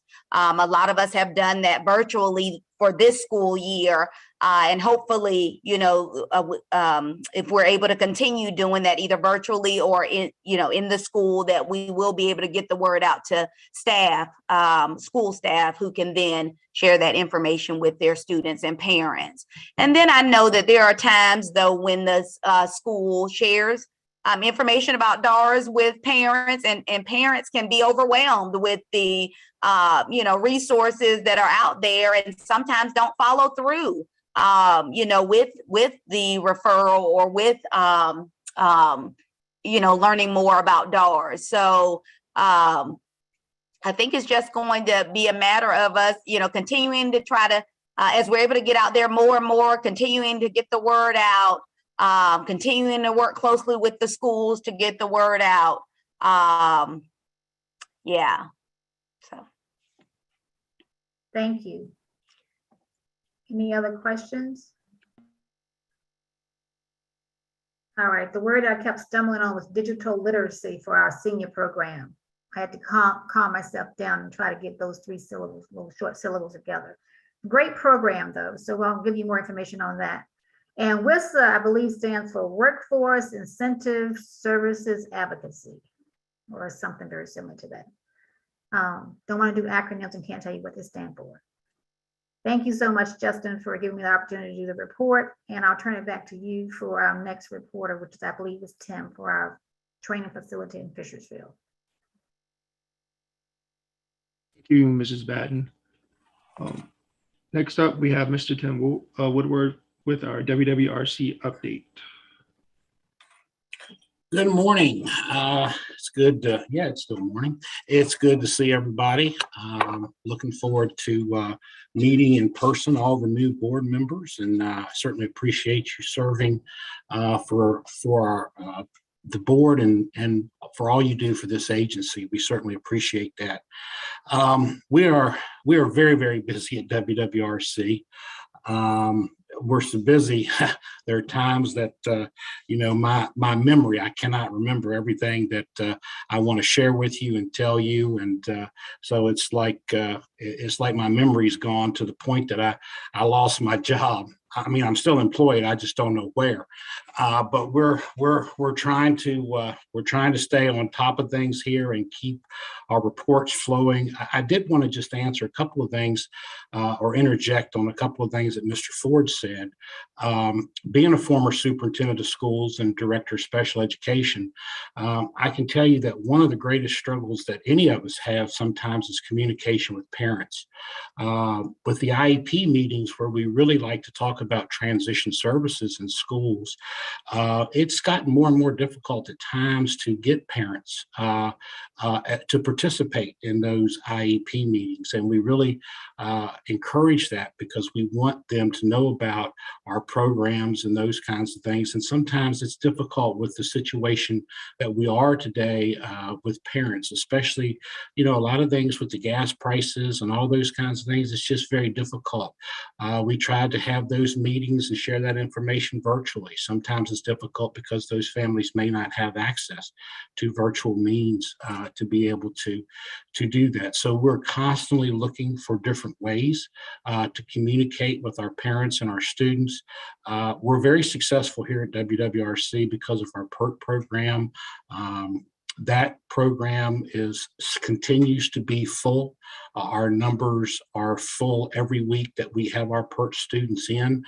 So we are here at the center reaching a lot of our high school students, as Dee Dee said, our 14 to 21-year-olds, 22-year-olds here with our PERT program. So we are very excited about that. Overall, we are at our highest numbers at WWRC since post-COVID. We currently are serving over 250 employee clients, and we have 183 of those clients on campus, which means that those other clients are being served virtually, which is one of the big keys that this team has asked us to work on. And with the purchase of Canvas and now our implementation and training with Canvas, we have an outstanding platform to be able to serve our clients virtually and take advantage of that. And as we move forward in our changes, and I won't go into all of those again this meeting because we went over those when we were in person, but because of our changes, virtual is becoming a huge part of what we do. And so we are excited to continue to be moving forward in that and to have as many consumers back on campus as we have. As you know, our new semester system goes into place August the 15th. We continue to move closer and closer to that date. And we have a project planner, which we share with our leadership, and we also share with our field to be able to let them know where we are in this process of going over to a semester system. And we have also met with the Hampton Roads District. We've met personally with the Capital District. We've met personally with the Northern District and the Skyline District, and the New River District will be coming up later next week. So we will have met with all the districts, and that means managers, counselors, everyone that may have questions about the new semester system that we're implementing here. Also, we've sent out a lot of information, and any information that anybody would like for me to share, I certainly can do that. We have sent out a course catalog of all the courses that we offer. We also have in that course catalog, whether they are a semester or a year-long program, and also what credentials do they lead to. Our credentials, our credentialing is up exponentially right now because we have so many clients that are able to get their credential and going out and being able to be employed in those areas in which they were trained, in which they received the credential, which, as most of you know, with WIOA is a big mandate that we have to meet across the agency and well as the center at the center here as well. We've also, from the meetings that we've had with our districts, have created what we call a frequently asked question sheet. So we have taped all those meetings that we've had with the districts. The questions that come up, we capture those. We are putting those onto a template, and we will be releasing frequently asked questions also to our districts and our other partners about the changes that are occurring and that we're moving towards here at the center. Also, I'll be attending the state managers meeting, which will be coming up in order to be there to provide any additional information should folks still need further information about our semester system and our changes which go into effect August 1st. We have hired a lot of new staff at WWRC, which we're very excited about. We have had to especially concentrate on hiring staff for our behavioral health department because a large majority of the clients that we currently serve really have issues with the intellectual disability side and the mental health disability side. So we really have had to beef up our behavioral health. We've hired several new behavioral health associates that work in the classrooms and work with folks that need interventions to prevent those behaviors from being a roadblock to accessing the curriculum here. We've also hired a new doctor of psychology who has reinstated our groups that we have with our various clients, such as anger management groups, autism, all kinds of different groups, and depending on what the needs of the clients are. Also virtually, we have continued to have our clients who have counselors and psychologists in other areas.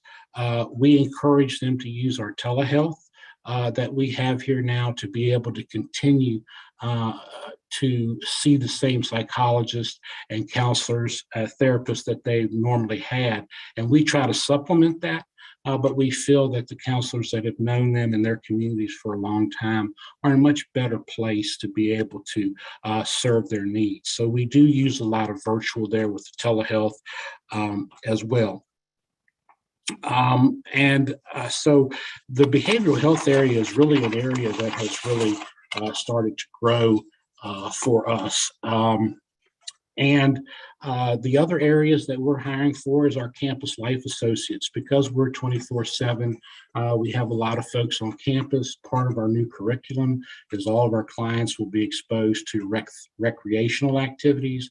They'll be exposed to a holistic education, including math that they need to know, such as budgeting, checkbook, how to get insurance, how to buy a car. All of those things we have incorporated into our new curriculum. So we are very excited. We continue to partner very closely with the Department of Education because we are an SOP, a state-operated program.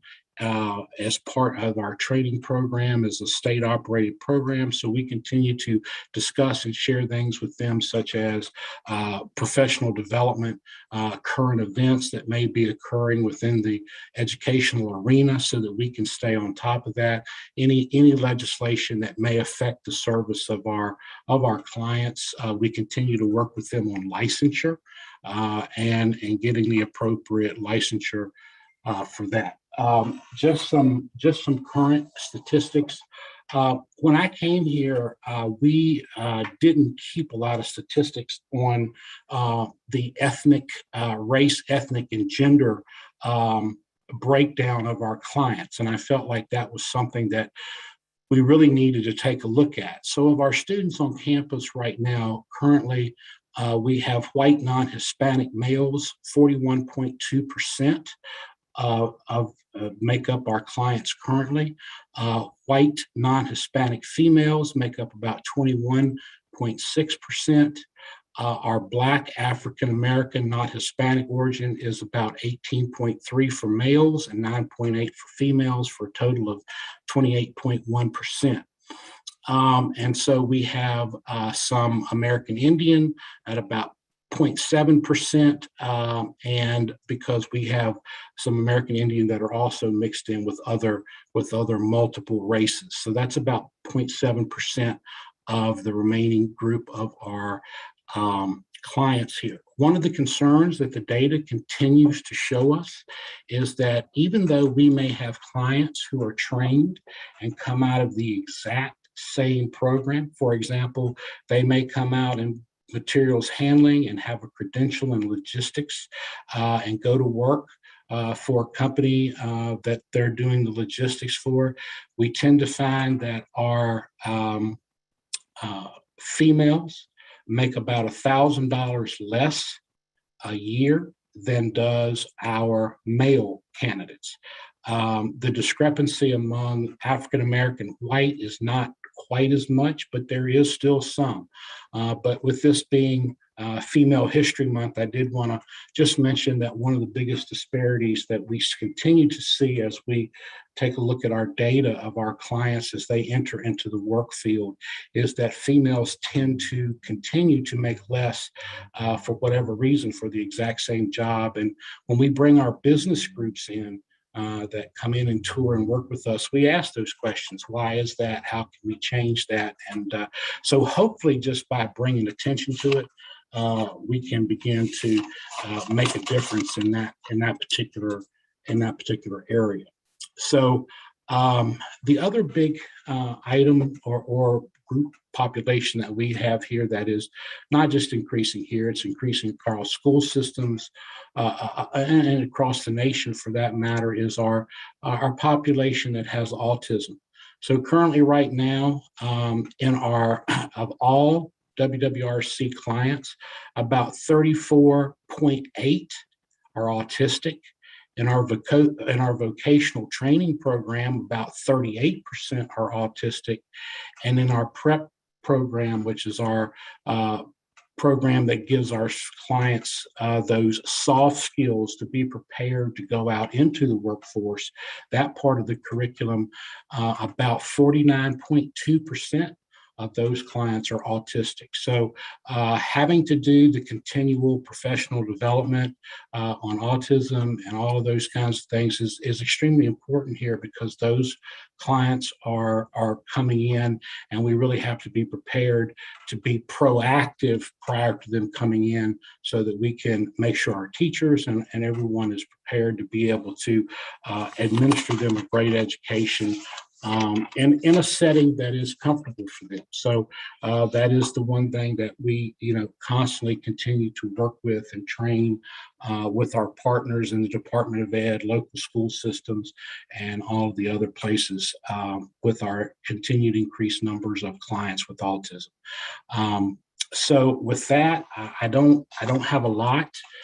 Because I took up a lot of your time at the last meeting going over the whole transition at WWRC into this college semester looking system, and so we're very much on schedule. We've got a lot of things done. We've had great communication with our clients in the field, and I can't say enough about Mrs. Batten's support of WWRC and how much we've been able to grow so quickly in this transition, thanks to the support and getting the right folks hired in the right areas, and it's been very positive. So we're looking forward to it.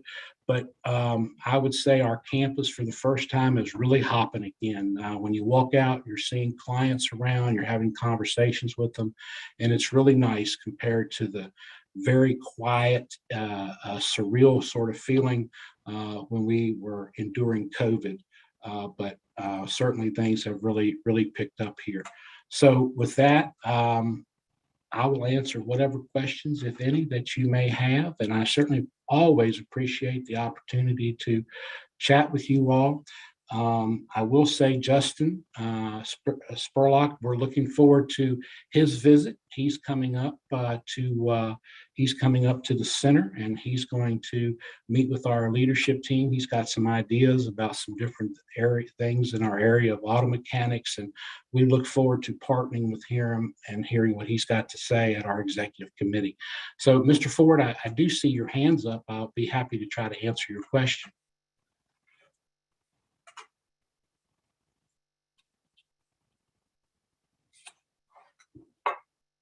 Mr. Ford, I apologize. I cannot hear you. I think you must be on mute. I was. Sorry about that. Thank you for that very informative report. What communications channels do you use to get to parents and family members of youth on the autism spectrum? So any client that comes to WWRC first goes through the Drs field offices. So our communication is first with our Drs field clients, so they know exactly what we offer for clients when they come in. The other avenue that we use, obviously, is our social media. We use our internet, and we use our website. We do have a Facebook that we talk about a lot of our programs. But I'll tell you, Mr. Ford, where the largest group of folks come in is through word of mouth because of the success that they've had here, and they will call and request tours. So we have clients coming in, many of them with autism. Their families come in several, 2 to 3 times a week. We have large tour groups, and we set up tours, and they come in and they like to look at exactly what programs we have to offer, what interventions we do with our autistic population, and what licensure we have. We hire teachers that many of them have special ed licensures, which includes an endorsement on there for autism, which we feel is extremely important now with our instructors. But I would say our greatest our greatest conversation, our greatest interaction with parents with autism is through our tours. We are getting daily requests for tours, and we do large tours coming through all the time. And that's because we do a lot of tours with business partners, and business partners then also have the information about what we do with clients with autism. So we do a lot of those tours with both clients and with our business partners.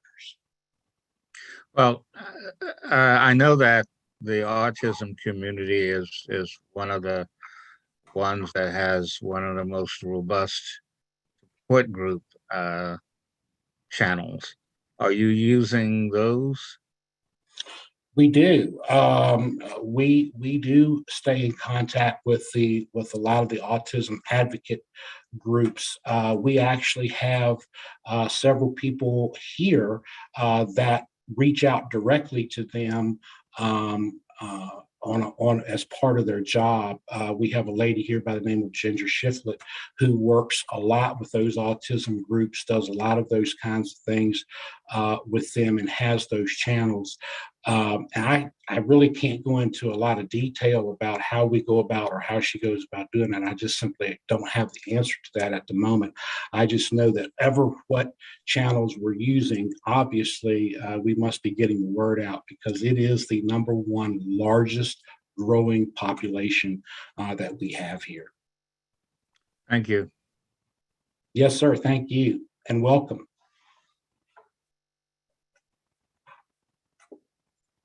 He has her hand up, Tim. I'm sorry, go ahead.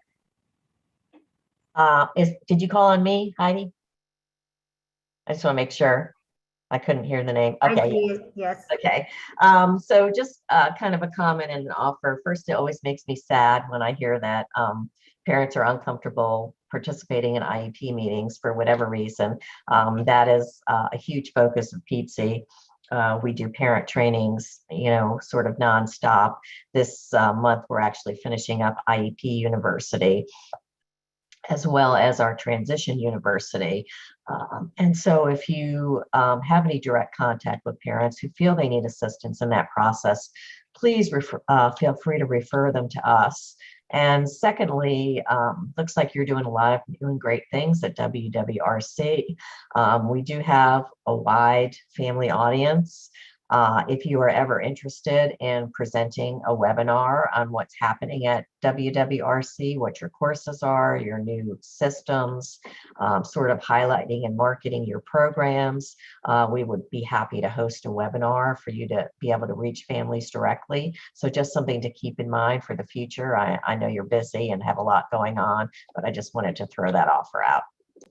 Well, thank you. That actually is one of my favorite things. Send me an invitation and I will make sure I clear my schedule, and would love to talk to you about the changes and the things that we're doing at WWRC and our credentialing program. And, we're having great success. 60% now of our clients are going to work in the job in which they were trained, and they are going into that job at a competitive wage, which means above minimum wage. So we are excited, and I do a lot of talking in the local area with Rotary clubs and different clubs out here, and do a lot of that talking about what we do, because even here locally, WWRC's history of being a rehabilitation hospital, it still, even locally, is very strong. So we do have to do a lot of educating into what it is we do now for the Department for Aging and Rehabilitative Services. So I would certainly welcome an opportunity to talk to with your group. Just let me know, and I would love to do that. Great.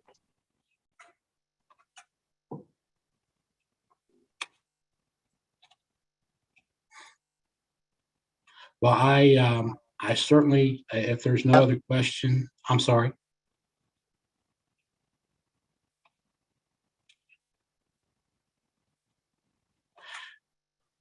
If there's no other questions, again, thank you so much for the opportunity to address this council, and thank you so much for the work that you do for Virginians with disabilities. We certainly appreciate it, and everybody have a wonderful day.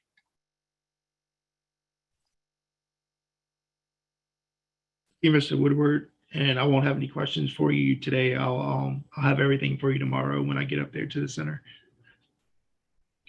Sounds good. Right. Thank you for coming. Yeah, no problem, no problem. Lauren, do you still want to take a break? We could take a 5-minute break before our guests from VCU start. So that would put us at, it's 11:34 now. If everyone could be back just a little bit before 11:40 or at 11:40. Sounds good.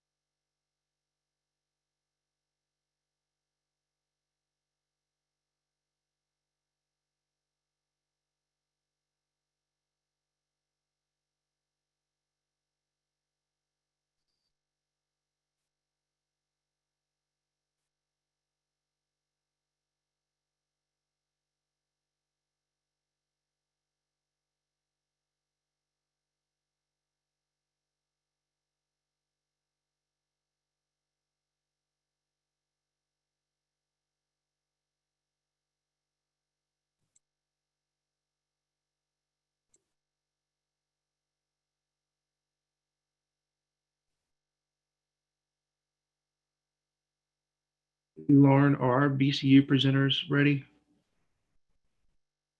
I have looked and we have Dr. Ng and Vicky Brooke on.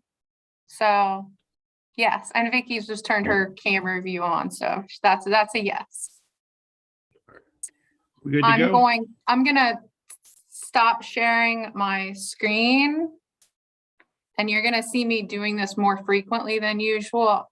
I apologize, but it's to help the view on YouTube, the view of the ASL interpreter be a little bit bigger, okay?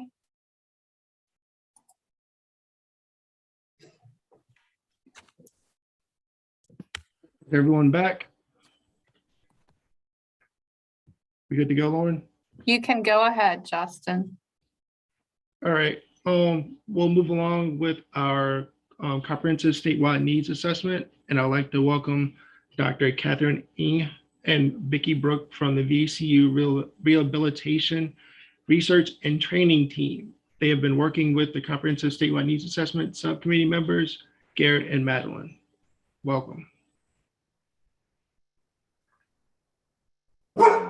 Everyone who knows me calls me Caddy, so feel free to do so. I have Caddy up on the screen, and Vicky's here. I see Garrett there, and there's Madeline's name too. And I want to also thank Garrett and Madeline and Barbara as well for all the assistance that they provided throughout this process as we work through developing the comprehensive statewide needs assessment document. So VCU feels it's an honor that we were asked to do this, and looking at the information, I was scanning it a little bit this morning, and I thought it's an incredible amount of information to share in a very brief period of time. So I'm going to hit a few highlights as to what's in the report,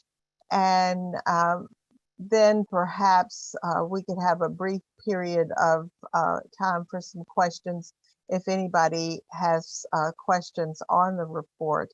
The report is actually in 4 sections. The first section is on employment and unemployment and an introduction. The second section is on the focus groups that we conducted during this process. The third section is on an online needs assessment that we conducted, and I'll talk about these briefly in just a minute as to what each one of these things included. We had pre-employment transition services component that we were fortunate to work with. The Virginia Department of Education assisted us in recruiting participants for an online needs assessment for information. And section 5 is the RSA 911 data. So as you can see, just simply by the number of sections of the report, it is a pretty, we hope, comprehensive report that can help with state planning as you move forward. The first section provides data on the American Community Survey from 2019. It will give you information about the prevalence of disability in Virginia, and that prevalence rate is 12.2% as far as Virginians with disabilities. The largest group is American Indian only, followed by Black African Americans, white only, other race, and Hispanic or Latino as the last group as far as prevalence rate. And all of this data is in the report, so I'm not going to try to bore you with the percentages of that.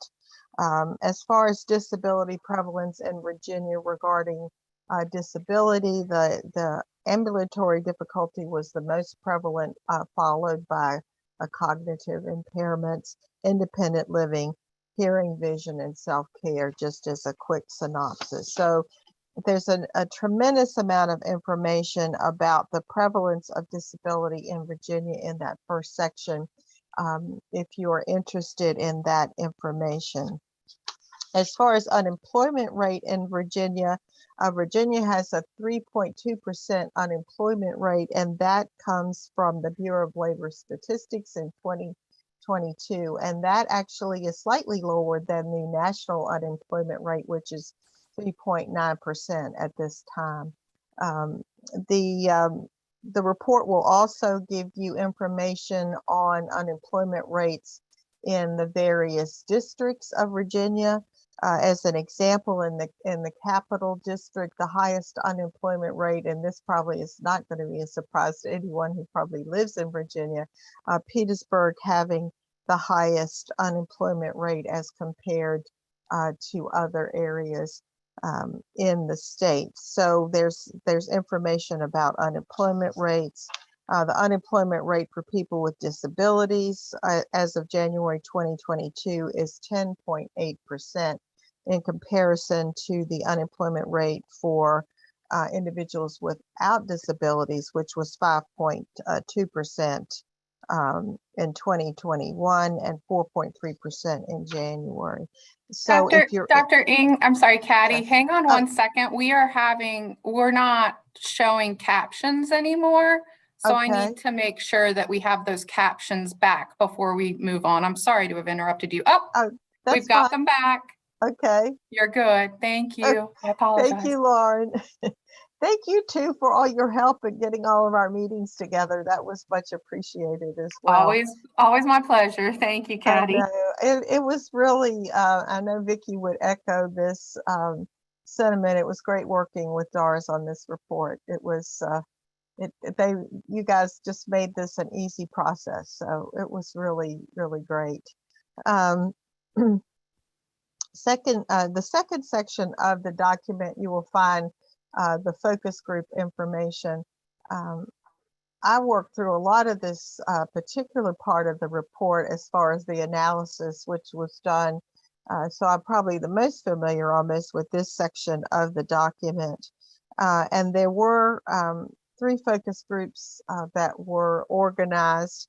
Again, Doris assisted us with the recruitment of these groups.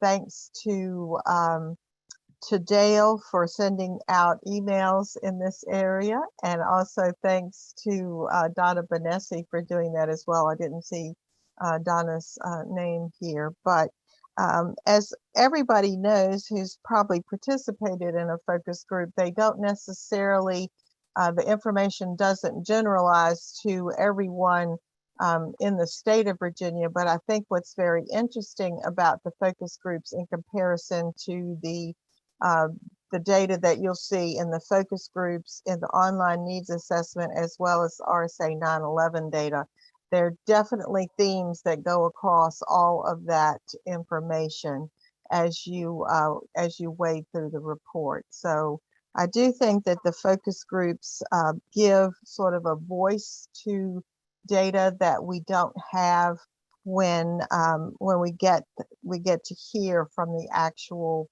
individuals who are doing this work. So there were 4 groups with the employment service organizations that had 33 participants.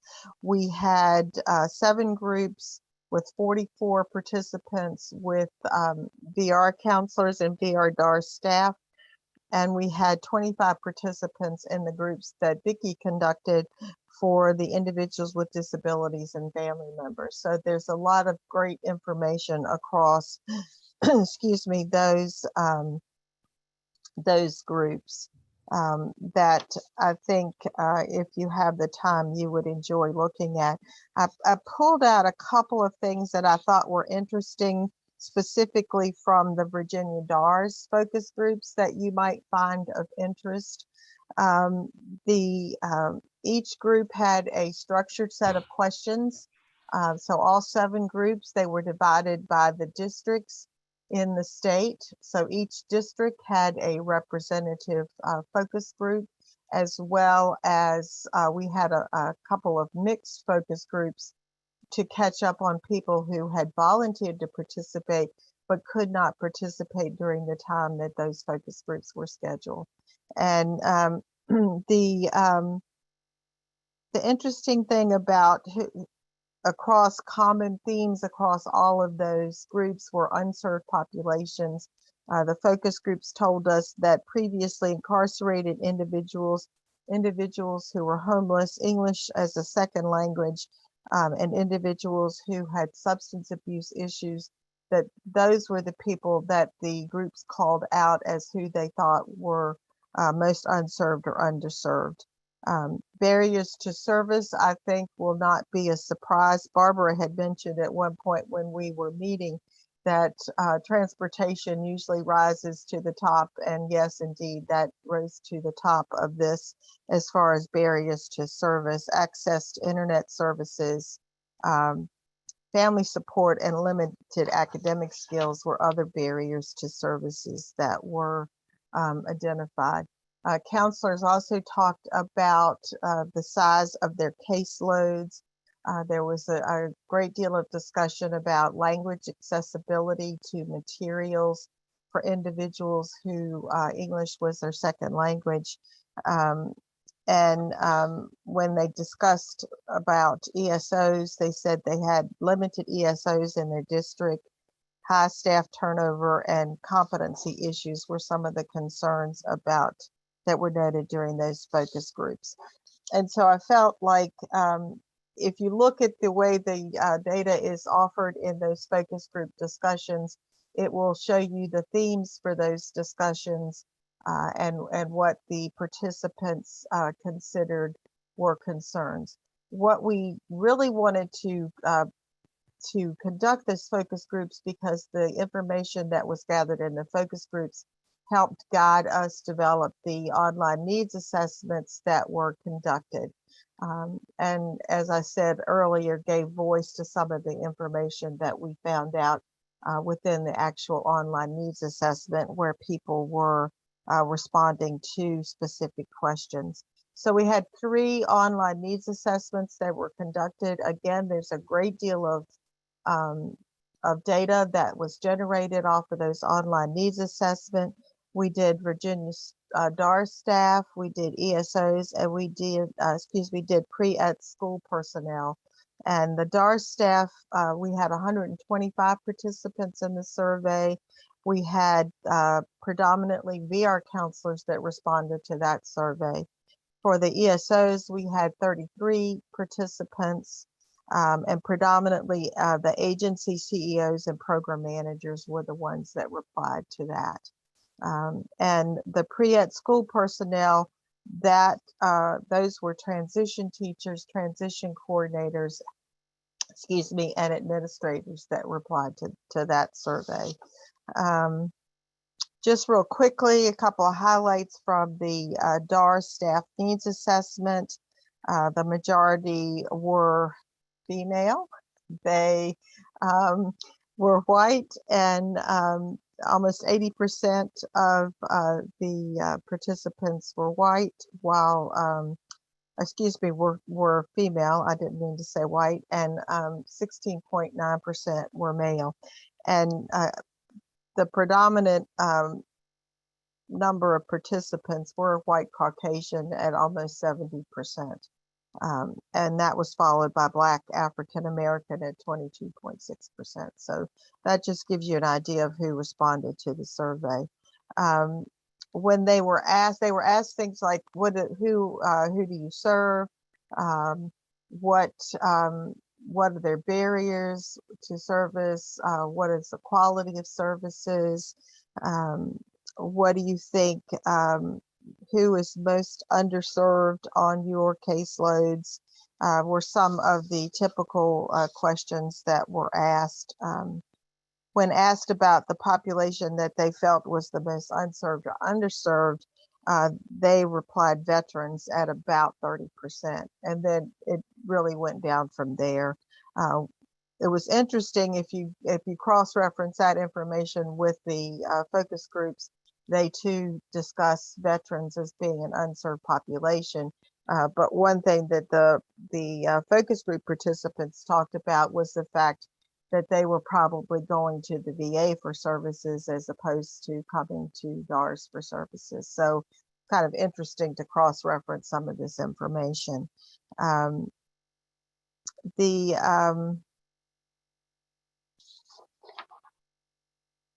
second most unserved, underserved group that they identified in the survey were individuals with brain injury, and then individuals with criminal backgrounds, equally unserved. There's also some interesting information in the focus groups that talks about individuals with criminal backgrounds, talking about the need to coordinate services between the systems that support individuals with criminal backgrounds prior to their leaving that system and perhaps moving into the DAR system.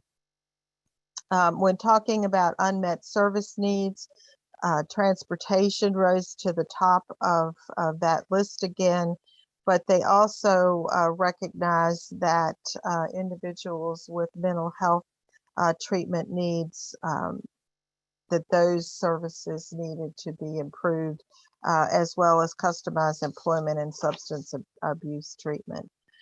You know, I could talk probably for the next 2 hours about the needs assessment, because that's just some of the very few highlights from the online needs assessment that was done with VR counselors. And there's also one with ESO staff and with PREETs. I'd like to touch briefly on PREETs as far as the fact that BDOE sent out a request for transition teachers to participate in an online needs assessment, and would like to recognize them for doing that for DARS and seeing a need to look at those services. And as I've already said, transition teachers were predominantly the people that responded to that survey, and there was a fairly good response rate of 94 educators that responded to that online needs assessment. And I'm sure that was because, you know, they had the support, we had the support of VDOE in sending out that request. So what we looked at as far as that needs assessment, we looked at the 5 required PREETs activities, which are job exploration and counseling, work-based learning, counseling on education and training options, workplace readiness training, and instruction in self-advocacy. And what we asked the participants in that area about was the availability, accessibility, and coordination of services. In general, the respondents seemed to feel that there was not a large percentage that said they were not available or were always consistently available. They sort of fell within that midpoint range of saying that these services are somewhat available, accessible, and coordinated within the school system. And so there's more information about, and I believe that that y'all were talking about this earlier, just education for parents, you know, education for the teachers as to what Virginia DARS services can be provided. That was all good information that came out of both the focus groups as well as the online needs assessment. The last section of the report is the RSA 911 data. And I don't pretend to be an expert on that. We were very fortunate to have Dr. Tim Tansey to do that section of the report for us. And that includes statewide data on applicant characteristics, regional data on applicant characteristics, statewide exit data, Virginia DARS regional exit data, and comparison of Virginia DARS to comparable state, other state data. So there is a great deal of information there on RSA 911 data with some summary recommendations. So that's an overview of what can be found in the report. I don't know if Vicki wanted to add any information. I hadn't asked Vicki if she wanted to add anything, so this is like totally surprising her with this question. No, I just wanted to say that Caddy is absolutely right. We we were honored to be asked to do this needs assessment report, and we felt it was really important for us to do that work for our states. So thank you, Dars. That's the summary overview that I have. I'd be happy to entertain any questions if you have them. I may need to get your answer later because I don't pretend to be an expert on all of these sections of this report. It was all beginning to, it was a fascinating thing to produce, but there's so much information there. I may not be able to answer everything off the top of my head, but I'll be happy to write down any questions if I can't answer them now and make sure that you get the answer at another time. Do we know, Dale, if this report's going to be posted on the web? Yeah, Sure yes, it will be. It will be. This is Catherine. It will be posted on the DARS website. So then people can go through it at their leisure. And we will also get the final report out to the SRC as well.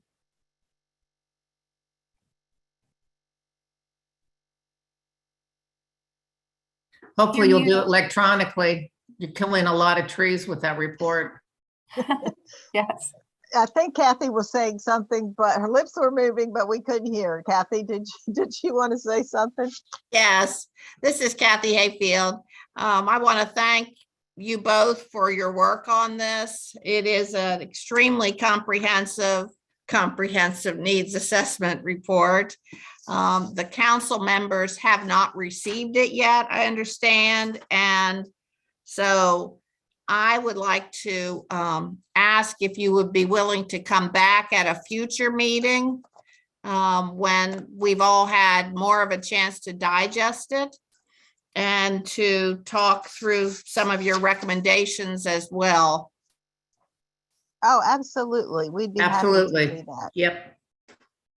It's very good information, and I talked about it at the beginning of this meeting, kind of lining it up with the recommendations that the State Rehabilitation Council made to the agency. And one of our new members asked us to provide some more concrete measurements to our recommendations and our goals. And I think that this report will help us get there. So thank you. Oh, you're most welcome. And, I was thinking that as you go through the report and if you have questions or you see something that we didn't provide that we should have provided, please reach out to us again so that we can assist in any way we can. We feel a strong commitment to our state. We wanted to do a good job for you. So if you have thank you for that. If you have questions, we'll be happy to answer them in the future. So we'd be glad to come back and actually probably ask Dr. Tansey to join us too, since he really did the RSA 911 section. Mm-hmm. That would be excellent.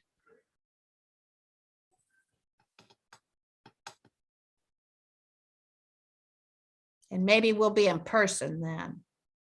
Oh, that would be nice. Looking good.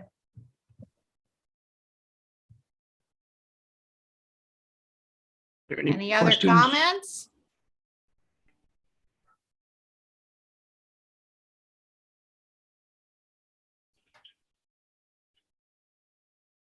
Okay. I would like to thank. Oh, go ahead. I'm sorry. Go ahead. I'm sorry. Go ahead.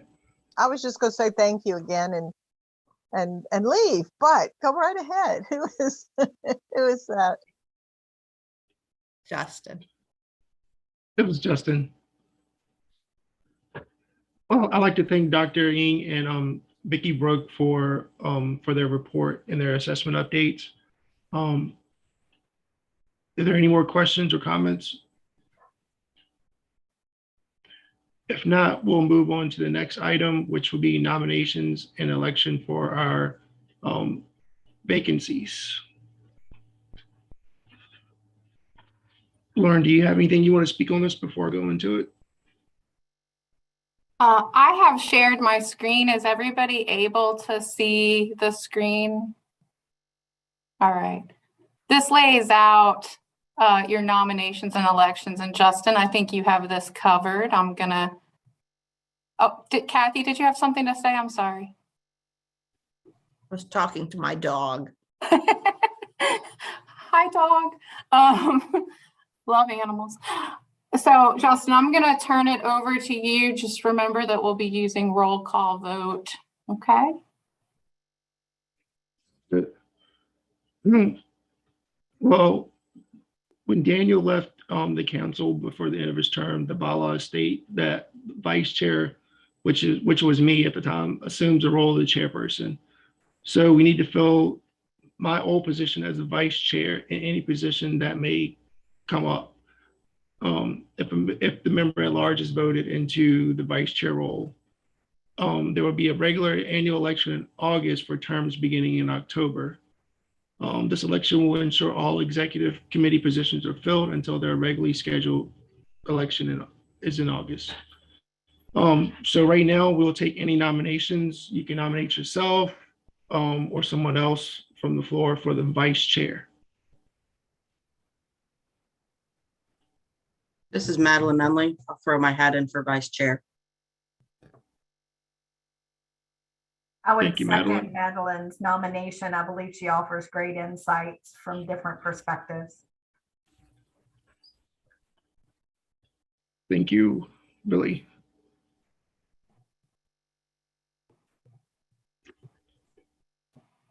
Any other nominations?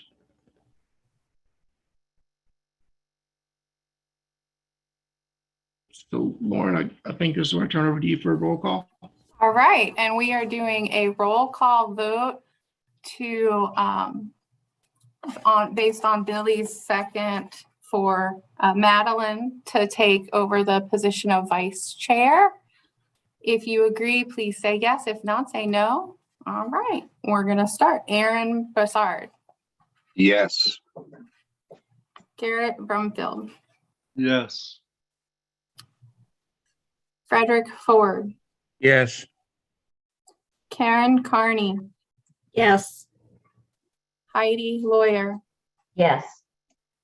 Jolie Fawn Liddell. Yes.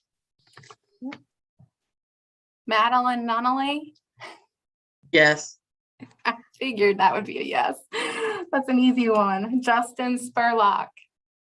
Yes. And Jennifer Whitteborg. Yes. All right, Madeline, you are now vice chair starting next meeting.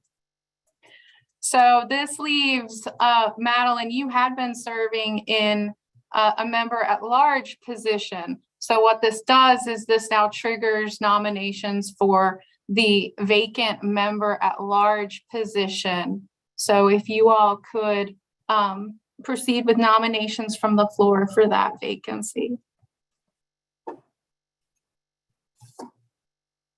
This is Jenny. I nominate Jolie Fawn.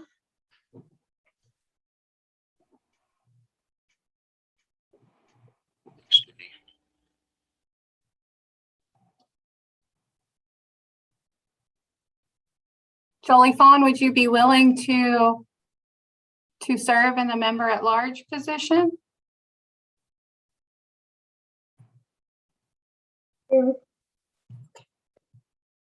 Just wanted to make sure. Any other nominations?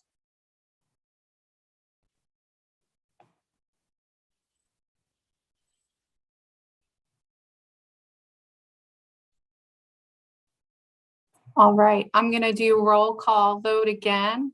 This time you are voting on Jolie Fawn Liddell being your second member at large, along with Aaron Bassard. I'm going to go ahead and roll call. Aaron Bassard. Yes. Garrett Brumfield. Yes. Billy Cook. Yes. Frederick Ford. Yes. Karen Carney. Yes. Heidi Lawyer, Yes. Jolie Fawn, we've got you. Yes, I hope. Madeline Nunnally, Yes. Justin Spurlock, Yes.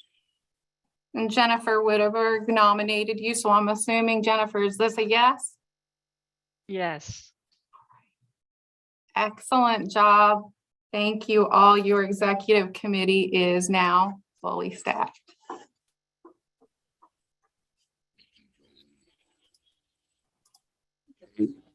Is there anything else that needs to happen with this, Lauren? No, you are good. All right. Next item would be our member reports. I'll hand this back over to you, Lauren. All right, we'll do this. I'll call on you all. Roll call. That's the popular way to do things. All right, let's start off with Aaron. Well, unfortunately, I do not have any sort of updates this time around. I'm still transitioning to my new role with my organization. So a little bit out of touch with the field, but I will be meeting with our Mobilities in Motion group. We have a lot of things going on over the course of the summer. So next time we meet, I'll have some updates on what we're doing company-wide, but nothing to report today. Well, that was a little bit of a report. Thank you. I appreciate it. Garrett? Hey, everybody. Sorry I've been on and off video. My internet is not great. So like Karen suggested, getting off video was keeping me in the meeting a little bit. But as was stated previously by Catherine, Madeline and I were on the comprehensive statewide needs assessment subcommittee, and that was very enlightening, and we were glad to share and assist with the focus groups, and all that. Only thing that I was going to report is that I kind of teased in my intro was that this past weekend we held the 2022 Miss Wheelchair Virginia pageant virtually. I've been on the board since 2017. I hosted the event, and Kathy Parr from Falls Church, Virginia was crowned Miss Wheelchair Virginia. And so very happy for her and looking forward to what she will do with her reign. If you or anyone you know might be interested in or serving in any way within Miss Wheelchair Virginia, our next pageant will be in November. So free to, if you are interested in being a part in any way. Thank you. All right. Yeah, you're breaking up just a tiny bit, Garrett. So you probably want to go back off camera so we don't lose you. Thank you so much. And appreciate your work on the CSNA subcommittee. All right, Billy. Good day, everybody. Like Aaron, busy season for us. We're entering recruitment season for the year. But one of the things I wanted to touch on, either for us representing business labor industry, for DARS counselors interfacing with employers, is Lauren pulls together some really good information in those weekly newsletters. And one of the most recent ones I picked up on a training opportunity for a webinar about creating platforms that could better serve individuals with disabilities for meaningful workplaces. And so I had my recruiting team sit on that to see if we could glean any new ideas, ways about attracting and retaining folks. And it was a good and free benefit. So employers always like free. So I would just encourage you to kind of share those resources. The same thing with the annual report. There's really good information in there that I think can attract more employers to connect with DARS and the DARS mission to really find employment opportunities across the state. That's it.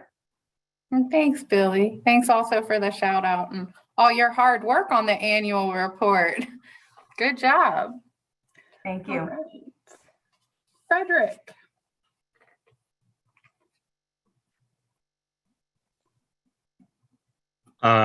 Being new, I don't have any activity to report. But I'd just like to say I'm happy to be a part of this group, and I'm looking forward to any contributions I can make, particularly in some of the focus areas such as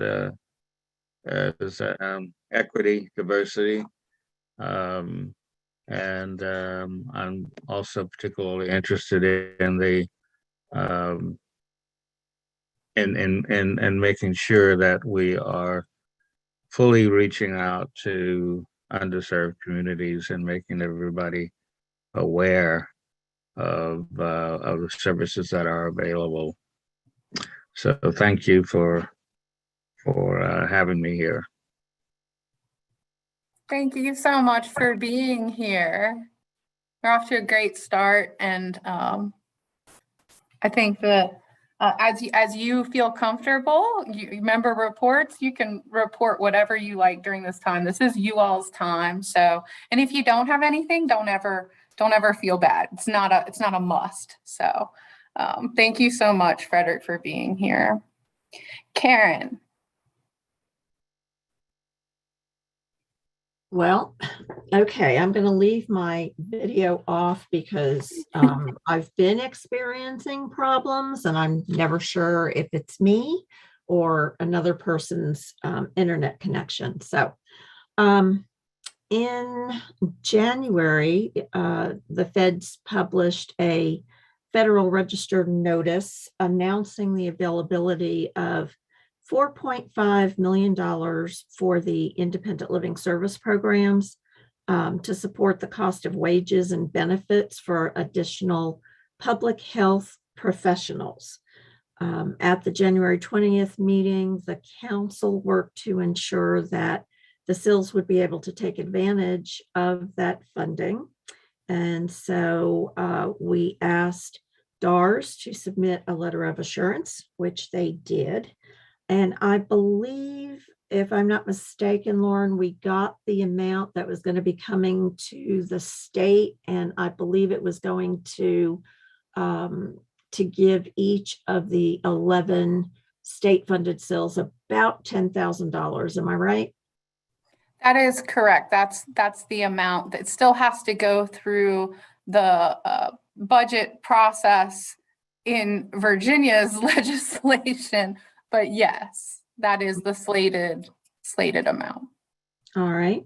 The other thing that the council continues to work on is the accessibility of all state websites. It's not easy to say that a lot of the state websites are not accessible, but they're not. So we have worked to educate legislators, state agency heads, and other stakeholders about the importance and necessity of state websites being accessible. And we will be sending a letter to the Youngkin administration to inform the governor of what we've done in the past and hopefully get his commitment on how his administration will move forward, ensuring accessibility for people with disabilities. And the other thing coming from the SILC, we're required to do a state plan for independent living. So we're going to start working on our 2024-2026 plan. The SPIL development team is going to meet on March 30th, and we will continue to meet until the draft SPIL is submitted to the Administration for Community Living for review, and that would be sometime in September of 2023. We will be getting information out about the SPIL and asking for comments, so I'm sure Lauren will let everybody know when we are taking comments. And that's it from the SILC. Anybody have any questions?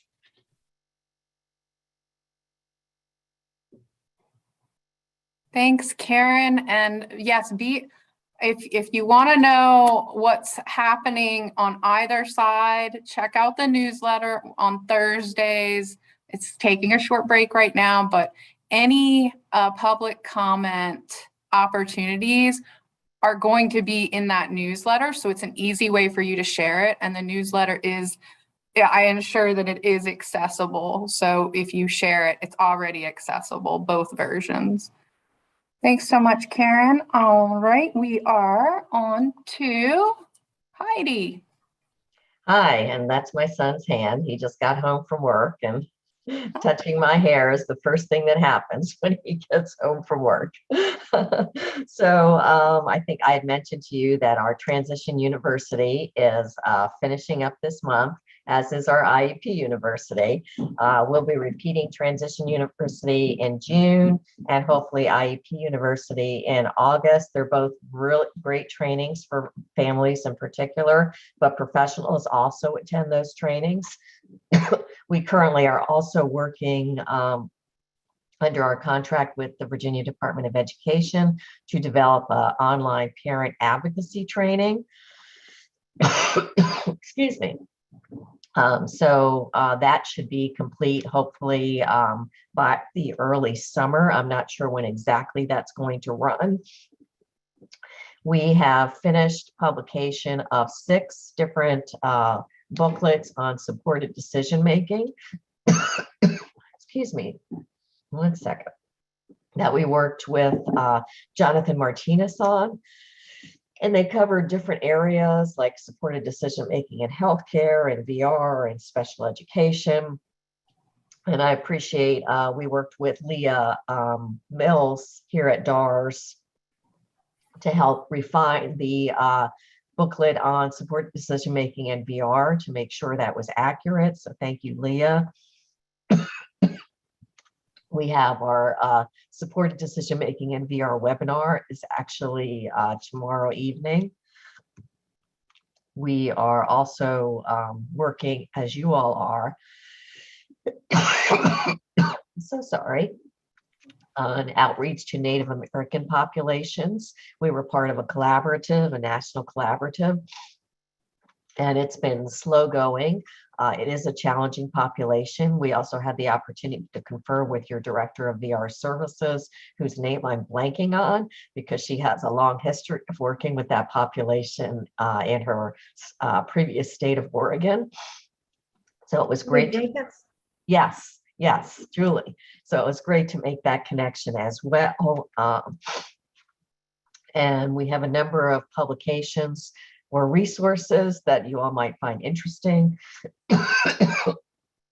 Tammy may have already told you about these. We have a transition checklist for families. We have a life skills, independent living skills checklist, and we have a healthcare checklist.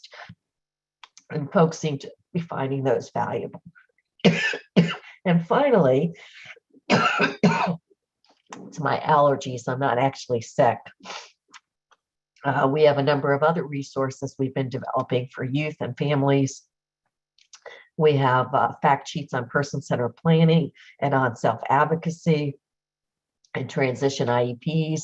And for youth, we have a couple of different versions of these. We have sort of an easy to read, user-friendly version for youth in transition. And then we also have a visual version that's more pictorial. So we're continuing to try to improve and increase our resources for both students and families. And I'm going to stop there so you don't have to listen to me cough anymore.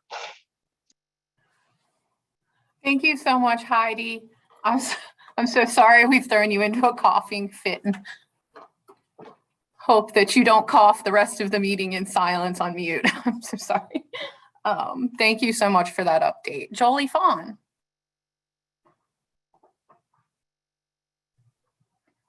Hey, everyone. Right now, of course, the LCV participates in a lot of different outreach programs amongst our different units. We're in the very early stages of our annual gala. They are sending out that planning committee is sending out the save the dates. I just realized I didn't have the date in front of me. I can give that to Lauren later. Anyone who's interested in our gala, is actually the first one we'll be having since the pandemic in person. So we are very, very excited about that. We'll have some, have that energy of being in the same room with actual humans instead of online. We're also in the process of the early stages of our summit, which our summit is called that. Not sure why they call it the summit, because this will be the first year that I am actually leading it. But the summit is where we put together just teams of leaders from the different communities across Virginia to discuss their area of expertise, to bring that to the people with disabilities so they can learn what's out there for them. So that's where the summit comes across. And it has different themes. The first year we did it, it was ADA themed. So we just talked about just different things about disabilities and assistive technology and things of that nature. Last year, I think it was themed around mental health awareness, things of that nature. This year, it's very early. I've just been asked to lead it this year. So I'm coming together with the team to discuss the theme. So do not be surprised if you get an email from me asking to head a session. So that's all from me. Thank you, everyone. Thanks so much, Jolie Fawn. That sounds really exciting. I love finding these back to in-person events very comforting to me. So it's good to know. All right. Talisha, do you have anything that you wanted to report today? Not much. I was just going to say that our DARS is entering our big push for summer work experiences for students, and we'll be working closely with the employment services organizations to make that happen for students. So if any of you are aware of students or just want to pass the word on, we are again pushing for to get those work experiences going for students. And of course, students have to be affiliated with DARS or be have an open case with DARS in order to participate in those work experiences. But if you have any questions, please contact your local DARS office. And then as far as the newsletter that has been going out, that I think that it's been great, and I've been making sure to send that out to the entire agency with the help of one of our central office staff. And I think the trainings and other resources in the newsletter are valuable to our counselors. So thank you. Thank you, Talisha. Much appreciated. All right, Madeline. I don't really have much to report. Recently, I helped a DARS employee with researching a new technology that DARS was exploring. Because I love tech, and I buy new things and I play with them, and so I get to give different perspectives on tech. And I come from the angle of, is this accessible for person A, person B, person C? And I didn't realize how helpful that was, that I can give multiple perspectives. So that really kind of uplifted me a little bit and made me, I love passion. My passion is technology. And so I would love to pair that with disability and kind of see where that goes going forward. And, hint, hint for the leaders of DARS, you need a technology person. Hint, hint, I'd love to volunteer for that. I throw my expertise out there. Yes. Bye. Thank you so much, Madeline. And I might be asking you some tech questions, so you never know what's going to come in email. Sorry. Let's see, Justin. I don't have much to really update you guys on other than me being in the new role as chair, and excited for the new vice chair and member at large to be a part of this with me. As Mr. Woodward said earlier, I will be going up to Fishersville tomorrow to tour the center and to speak with a couple of instructors about their programs and see what we can do to better the programs for the students. And that's it. That's a lot. Thank you, Justin, for doing that. Can't wait to hear at the next meeting some updates about that visit. All right, and Jenny.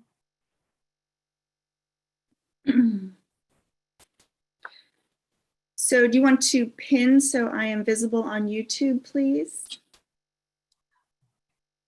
Elizabeth, did we find that we cannot pin without losing the interpreter on YouTube?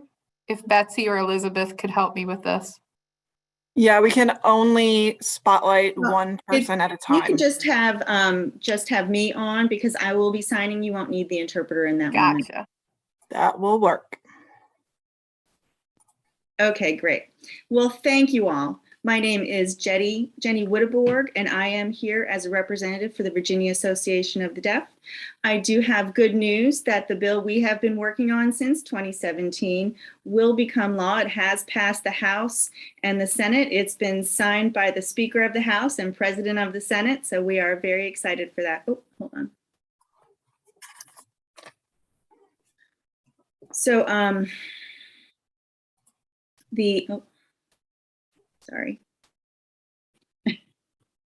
the opposition was very powerful in 2017.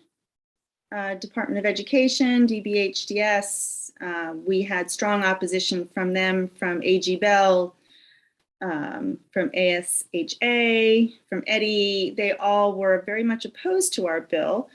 And the bill that was passed this year is very similar, almost exactly, to the bill in 2017. So the opposition has calmed down. And we will be starting to collect data on deaf and hard of hearing kids from 0 to 5.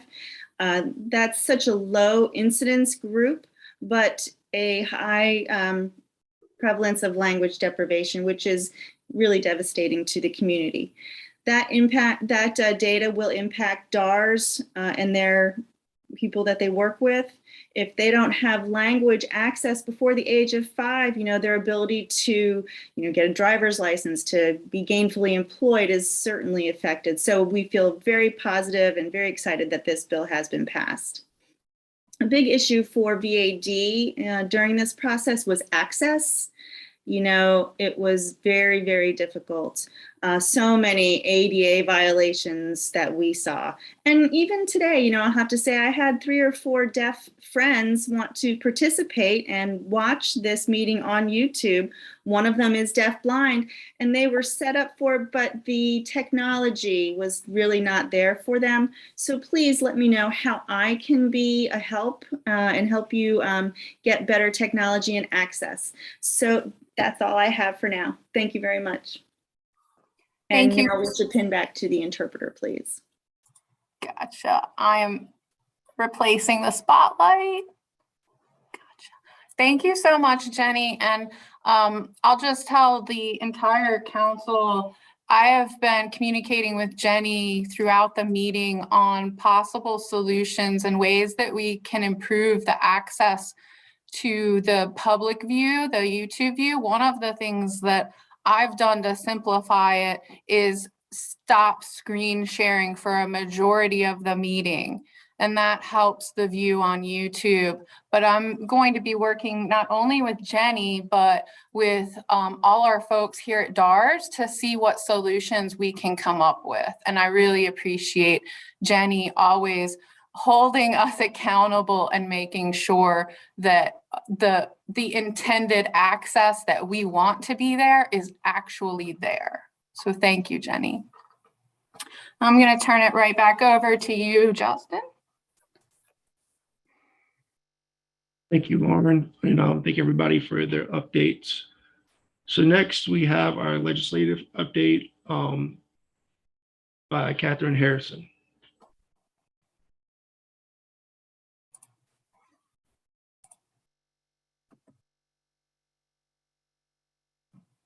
Sorry, was having a little bit of technical difficulty. Glad to be here with y'all today, and I'm just going to provide you a rundown of some bills and legislation that I think will be of interest to the SRC. We've been tracking a number of different pieces of legislation, but I kind of tried to pull out the ones that I thought would be of most interest to y'all. And if you have any questions, please feel free to ask them as well.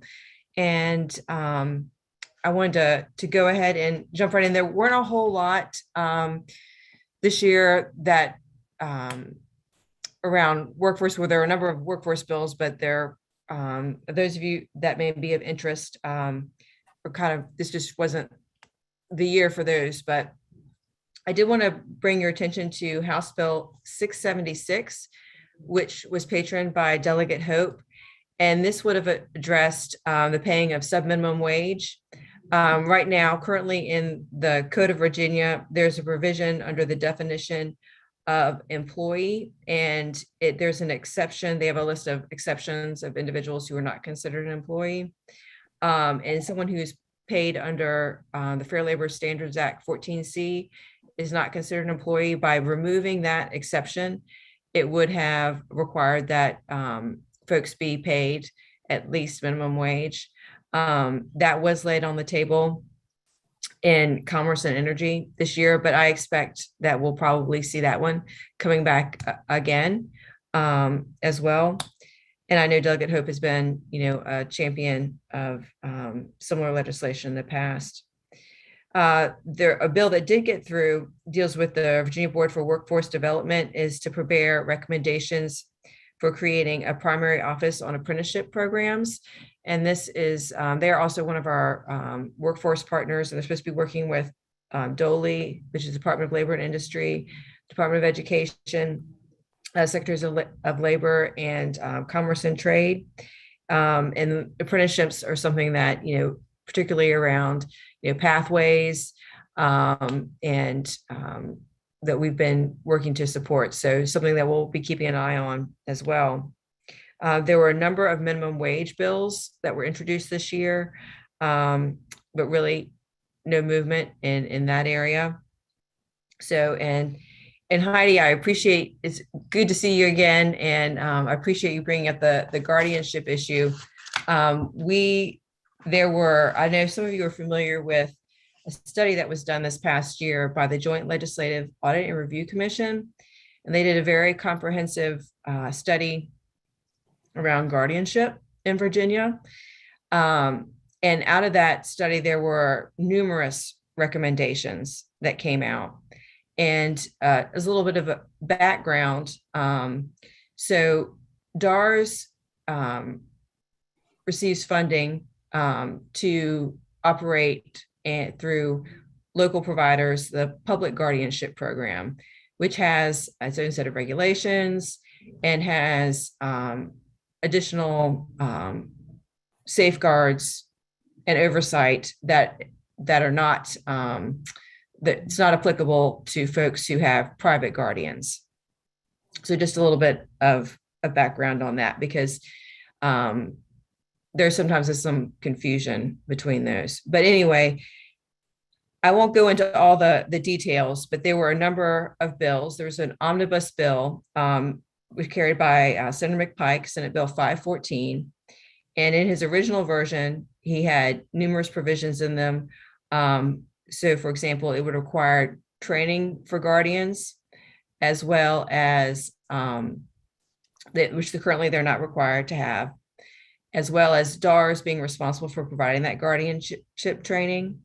DARS would also have been responsible for providing some training to the local departments of social services who receive annual guardianship reports. There would have been changes to the annual guardianship report, adding several different additional components that guardians would be required to report on.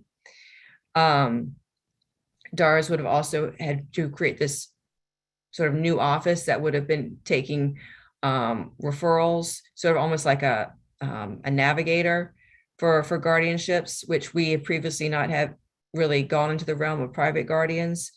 Also, there would have been a requirement that guardians visit the individual under the guardianship order in person a particular number of times. The amount in the bill was 3 months. There's also been requirements about if a guardian restricted visitation to the individual under the guardianship order. It also would have required periodic review by the courts the year after the initial order, and then 3 years after that.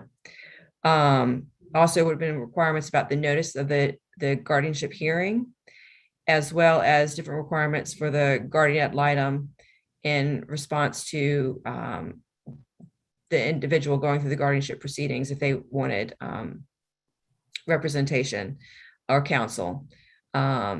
So in the end, what has survived on the House, there's House Bill 623, which was patroned by Delegate Hudson, which has the guardian ad litem requirements, and it requires that the guardian ad litem provides documentation as to why they may not have recommended a less restrictive alternative.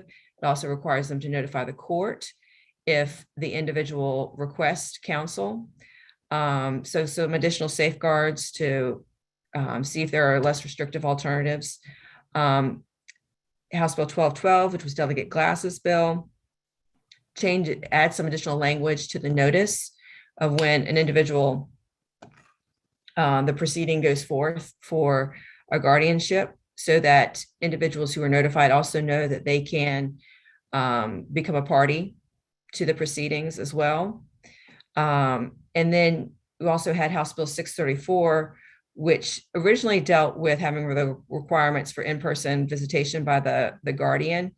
And that ended up getting changed to a Section 1 bill, which requires DARS to convene a work group this year to look at the frequency of those visits and what could possibly be recommended, as well as some other components.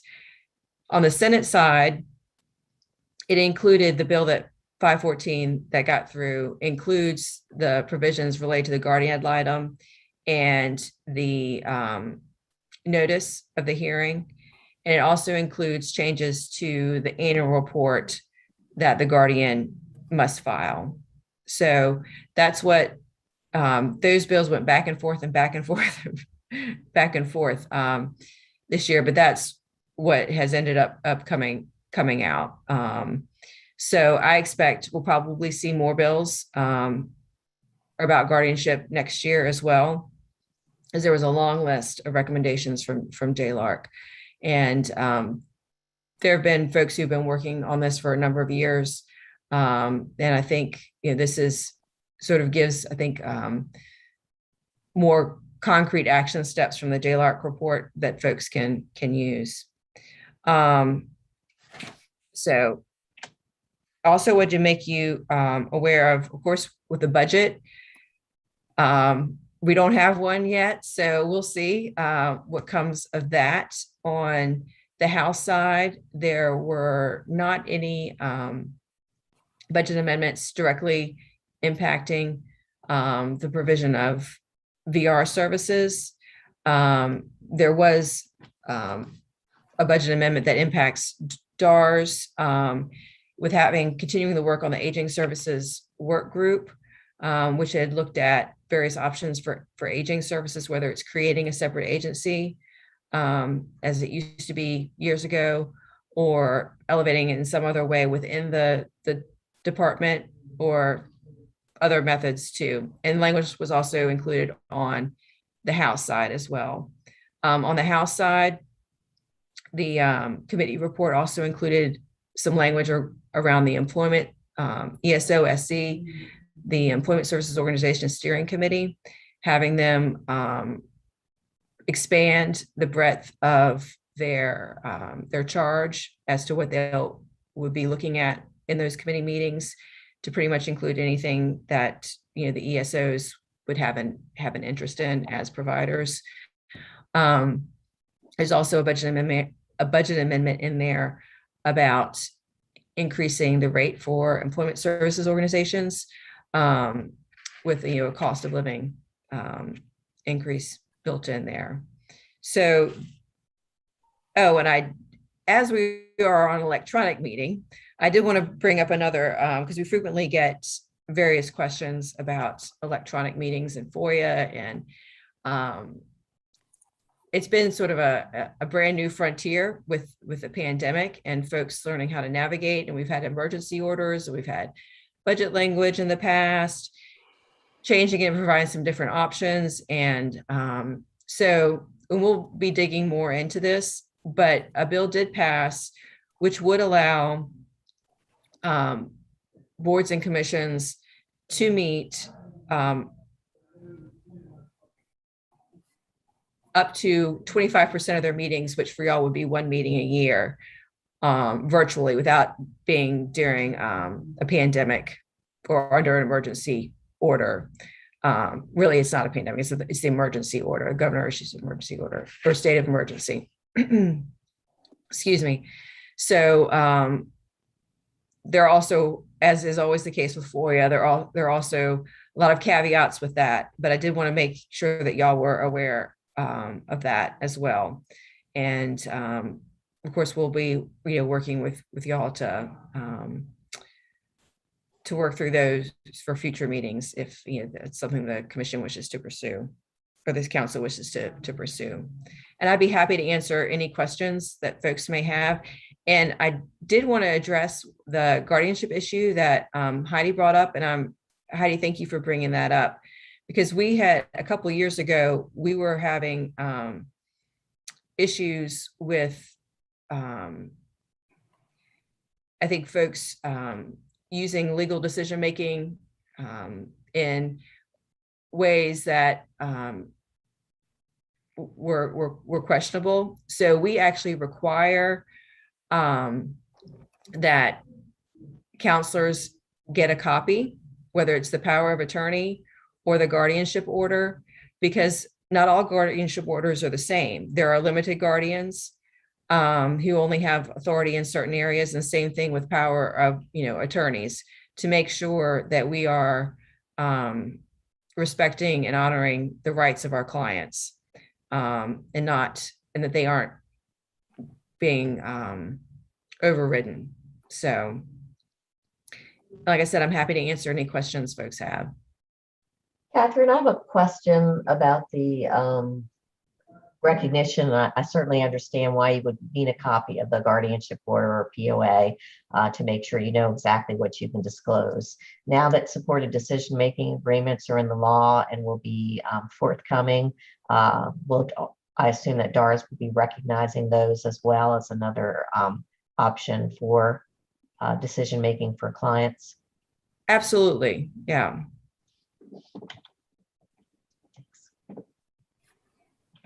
Yeah, and those were just added to the code last year, so.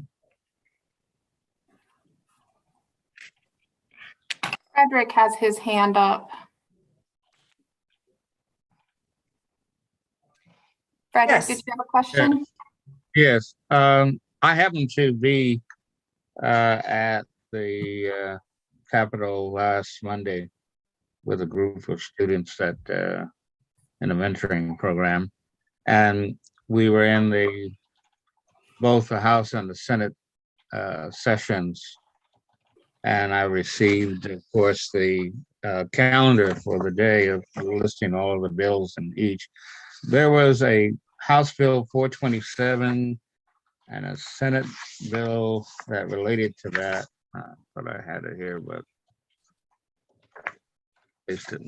but anyway, it has something to do with the Code of Virginia relating to Children's Services Act and parent representations and so forth. So as I understood it, it went back and forth between the House and the Senate, and it didn't get passed because the Senate rejected the substitutions from the House. But I don't know whether because it's the Children's Services Act, whether that in any way affects any of our programs. I think Do you it certainly could impact some of our clients. And I just looked it up. So it looks like it actually has been, the conference report was agreed to by the Senate. So it looks like it's out, just in case you're interested. But yes, so it would impact some of our clients, but not directly. I'm not that familiar with the legislation. I just pulled it up.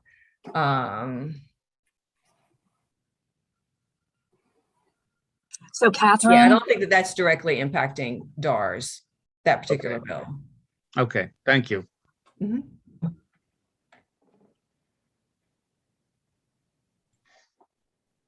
Catherine? Yes. I have a question that I absolutely should know the answer to, and I'm blanking on it.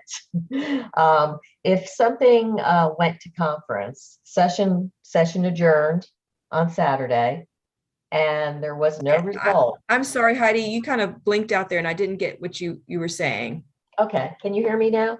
I can hear you now. For some reason, the connection got bad. Okay, if when you go to the status report of the General Assembly and you see a bill that had been in conference, but it's not listed as the conference having been settled or agreed to. So the latest status is that a conference committee was appointed. Now session has adjourned. So does that mean that that bill is dead? What I'm hearing is that those that because there are a number that had fiscal impacts associated with them, is that they will be addressed when they come back. Okay. That there's in conference. That's what I've heard. Thank you. Yeah. But don't hold me to it. No. Okay. Appreciate it though. Sure. But that's what I've heard, that they're going to be addressed. Because they couldn't, because they didn't have a budget.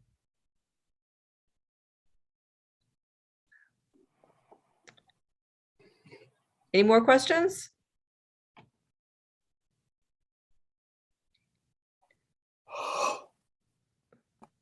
Well, I appreciate everyone listening, and feel free to contact me if you ever have any questions.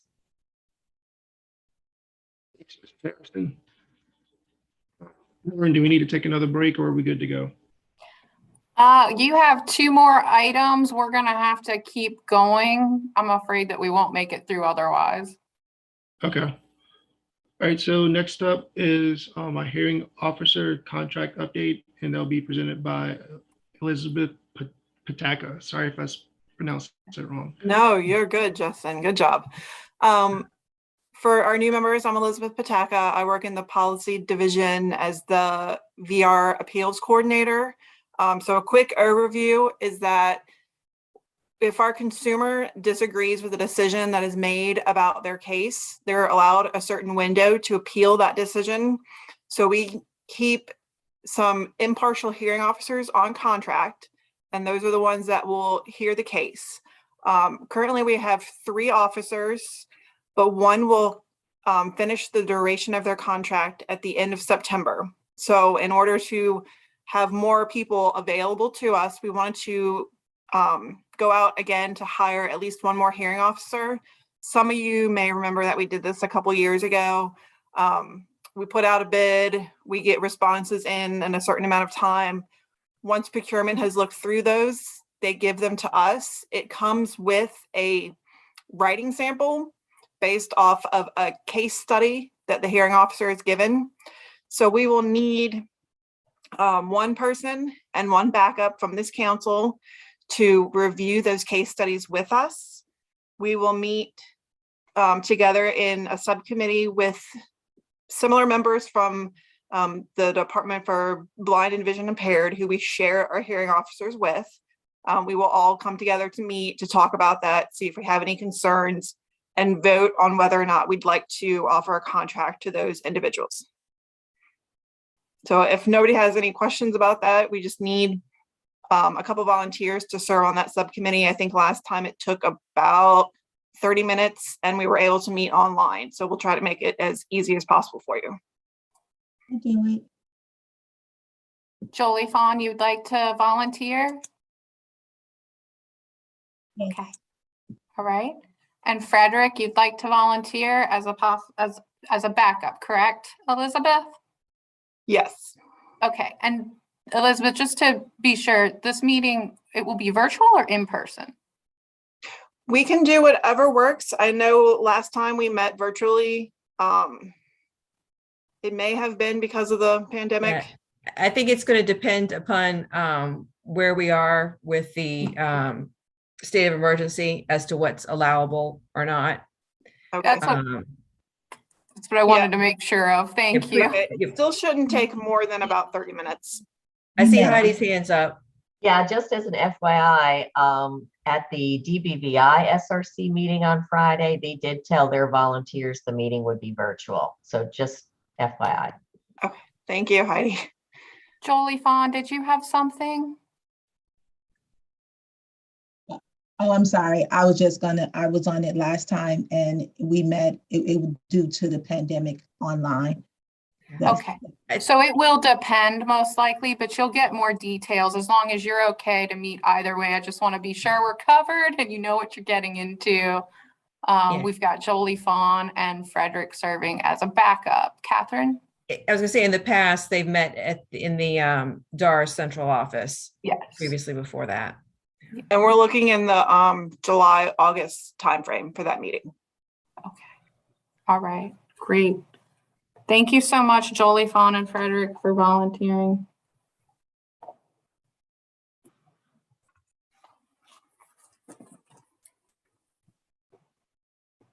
Got it on that.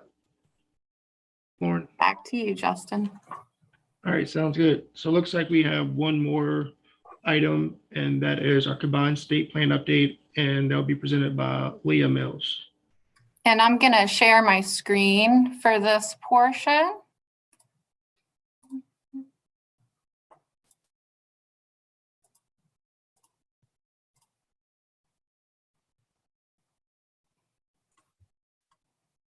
Okay, good afternoon. Can you all hear me okay? Yes, ma'am. Loud and clear. Perfect. Okay, thank you all. And I know I am last on the agenda. And with the council's permission, I thought, and not knowing, my apologies to Jenny and people listening on YouTube with the issues that Lauren mentioned, not realizing this might be a complication with the accessibility issue. But with everyone's permission, I'm not going to read everything on the slide, but I'm going to highlight this. But I thought it might just be a break for you all to be, for those that could, to maybe just have something to look at. But I thought my job today is to give you an overview of our state plan and where we are right now. And I thought I would I know we have some new members, give you an update of our requirements under the Workforce Innovation and Opportunity Act, a description of Virginia's state plan and where we are currently. And so Lauren, if you would go to the next slide, please. And so back in 2014, the Workforce Innovation and Opportunity Act was enacted by signed into law by President Obama. And in 2016, the joint rule was promulgated. And what that did is that it required the governor of each state to submit a state plan to either the U.S. Department of Labor and the U.S. Department of Education. And it outlines each state's 4-year strategy for its workforce development system. And it gave state the option to either submit a unified state plan at minimum, or they could submit a combined state plan. And there are 6 core programs, which I'm going to outline for you all here in a following slide. But the most important thing is that all states have to have a federally approved state plan to receive our federal funding under the Workforce Innovation and Opportunity Act. So Lauren, will you go to the next slide? So in Virginia, so these are all the titles under the Workforce Innovation and Opportunity Act, or WIOA for short. And I thought you all might want to see in Virginia who administered these titles or these core programs. And sometimes this is like my little cheat sheet, just so you all would know. So these are the core programs in Virginia. So we have Title I, which is the adult program, and that's administered by the community college system, as is the dislocated worker program, also by the Virginia Community College program. The youth program is as well. We also have the Adult Education and Family Literacy Act program, Title II, and that's administered by the Virginia Department of Education. The Wagner-Pizer Services Program, which is under the Virginia Employment Commission. And Title IV in Virginia is split between us, the Department for Aging and Rehabilitative Services, and the Department for the Blind and Vision Impaired. And so next slide, Lauren.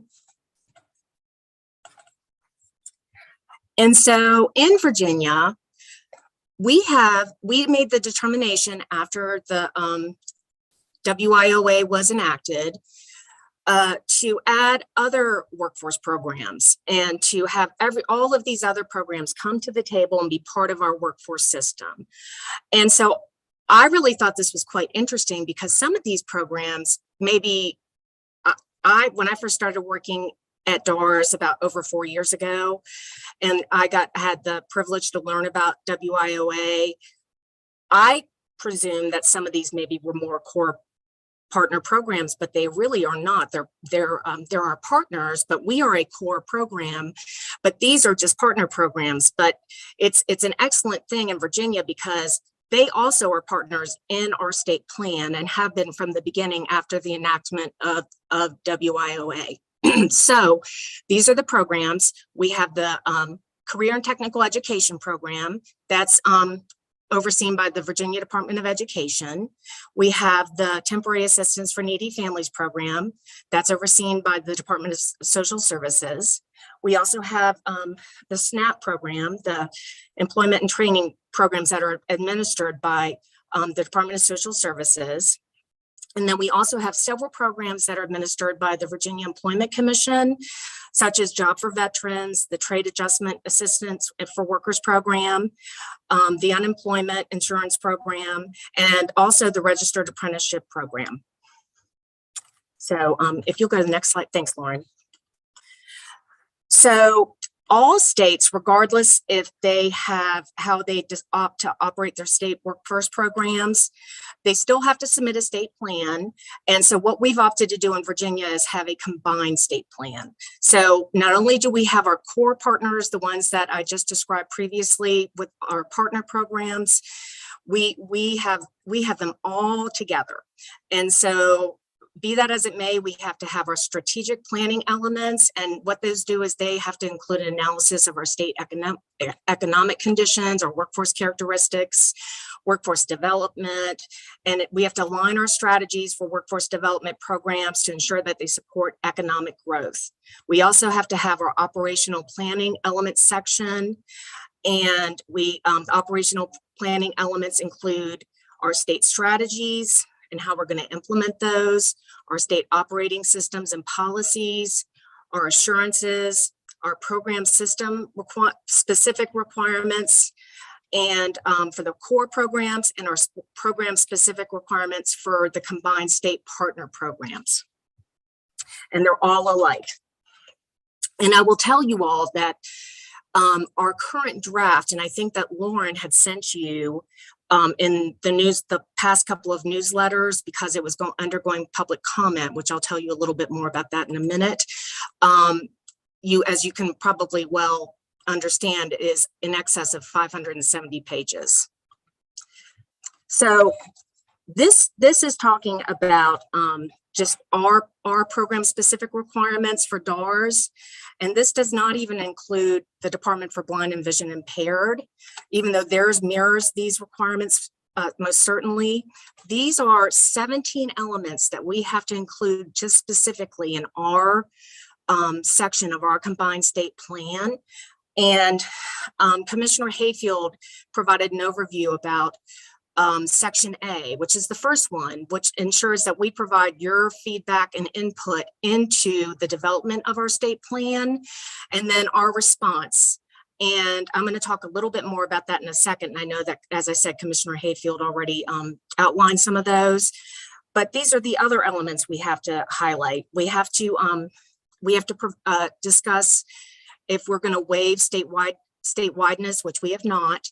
We outline our cooperative agreements, how we coordinate with education officials, our cooperative agreements with nonprofit organizations, cooperative agreements with the provision of supported employment services, other interagency cooperation, our comprehensive system of personnel development and the data system on personnel development, which is very important about making sure our staff is highly trained and moving forward, that we have highly trained staff to provide our service delivery system to our population, our statewide assessment, and that is some of the good work that Barbara Burkett and VCU and our needs assessment that incorporates that information, our annual estimates, our state goals and priorities, order of selection data when we are under order of selection, meaning if we have a wait list for services and our estimate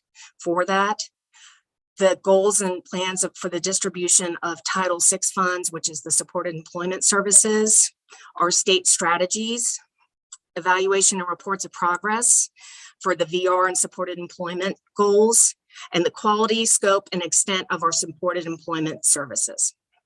So we go to the next slide. Thank you, Lauren.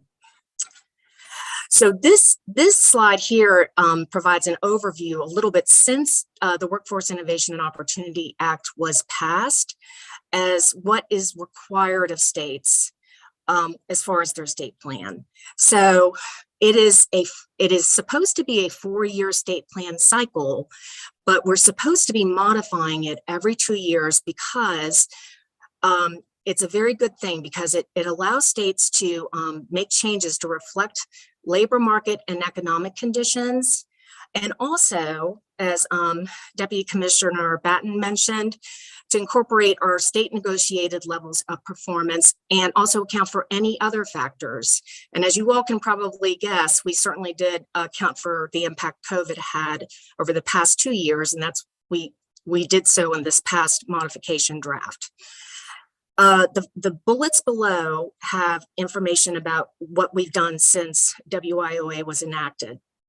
The first combined state plan we submitted with our partners back in 2016. We did a modification in 2018. Back in 2020, right around the time the COVID-19 pandemic hit, we submitted the 4-year state plan submission again. And now we're currently in our next 2-year modification process. Okay, next slide, Lauren. So we wanted to share this information with you all because you're going to be receiving more of an update about this. We are thinking probably at the June SRC meeting. In previous state plan submission years, vocational rehabilitation agencies were gathering baseline data for these WIOA performance indicators. And as Deputy Commissioner Batten had said, we are required to submit our levels of performance for each of the core program primary indicators of performance. And let me read these for you. They're measurable skills gains, our credential attainment, median earnings second quarter after exit, employment rate second quarter after exit, employment rate second quarter after exit, fourth quarter after exit, and effectiveness serving employers. And the last one, effectiveness serving employers, is for all of the other core programs in the Commonwealth. And the first 5 that I just noted are for vocational rehabilitation programs. Those are going to be included, and we are going to be working, we meaning Commissioner Hayfield and Deputy Commissioner Batten and Catherine will be working with with the feds, with the federal government and the U.S. Department of Education to negotiate our performance indicators and reporting back to you all about that based on data that our agency has gathered over the past several years.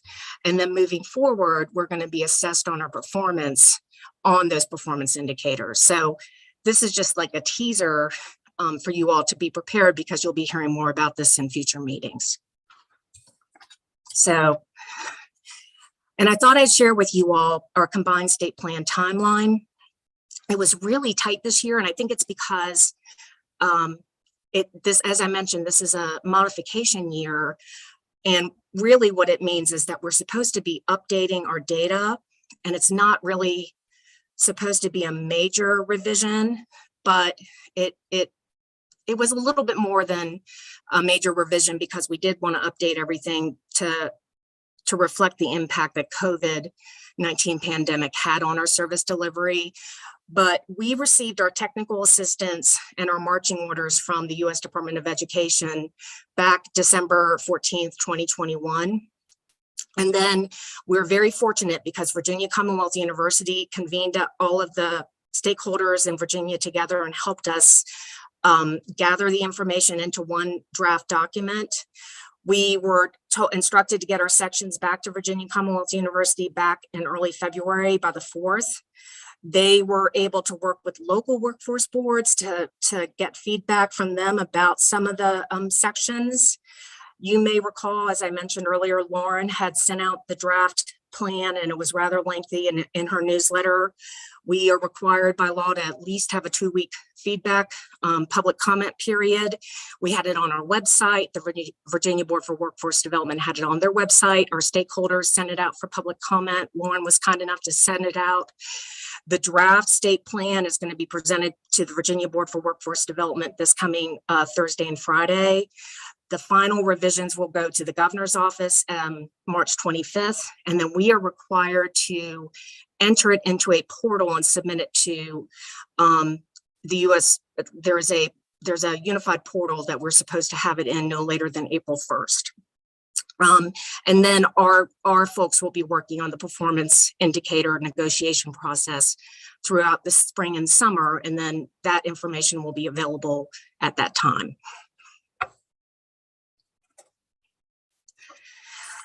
And then I believe this is my last slide, but as I said, I know that this time around, you all back at your November meeting had given DARS 11 recommendations, and we included them in item A as your recommendations to us as to items that were very critical. And we did not disagree with any of them. And so we included those into the state plan. And I think that what we're going to do is moving forward now that, as Commissioner Hayfield had noted, and we have the good needs assessment data that just became available to us, we'll have more information to provide to you at future meetings on some of the recommendations that you provided to us, but we were able to, because we had that information that you had given to us prior to our first deadlines, to include those in the draft state plan. And with that, I will conclude my presentation and open this up to questions.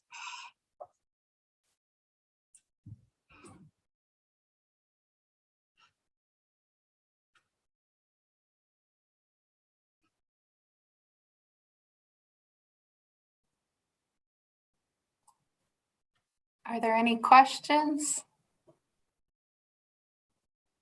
Leah, this is Kathy Hayfield. Thank you for that good presentation. It was very helpful and nice to have the overview of the VR program from the federal law perspective and the reporting perspective. So thank you. My pleasure. I'd also add it was helpful for me too. I've worked with community partners at the state delivery services, workforce development councils on WIOA for years now, but never really incorporated from the DARS perspective. So that gives a different line of sight of how WIOA pulls it all together. Appreciate it. Thank you, Leah. Oh, I'm glad. And I can send out Leah's PowerPoint slides to you in the post-meeting wrap-up so that you have those. It was a really helpful presentation. Thank you, Leah. Oh, my pleasure. Justin, back to you. Thank you, Leah, for the presentation. It looks like we are actually ahead of schedule. So I guess that's a good thing, right, Lauren? It's never a bad thing. Okay. Just a few things. I just want to say, thank you to the council and to the members who have volunteered to take on additional roles. And just a reminder that the upcoming meeting dates are always posted online. Lauren actually just put them up on the screen, and they will also be in the emails to come in the future. Are there any issues, or does anyone else have anything that they want to bring to the floor?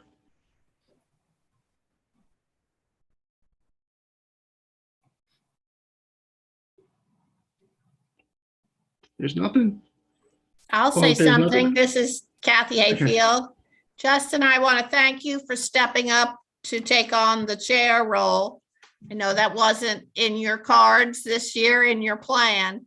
So appreciate you doing that with Daniel, taking another job and moving off of the council. Not a problem. Thank you.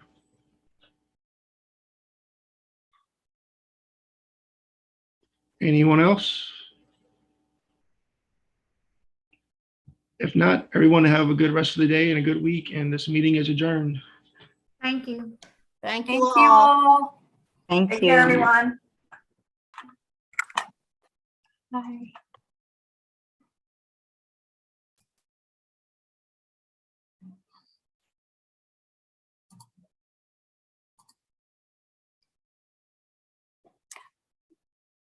Elizabeth, are you able to end the meeting? Thank Yes, you, interpreters. I need to save this stuff first, so. Thank you.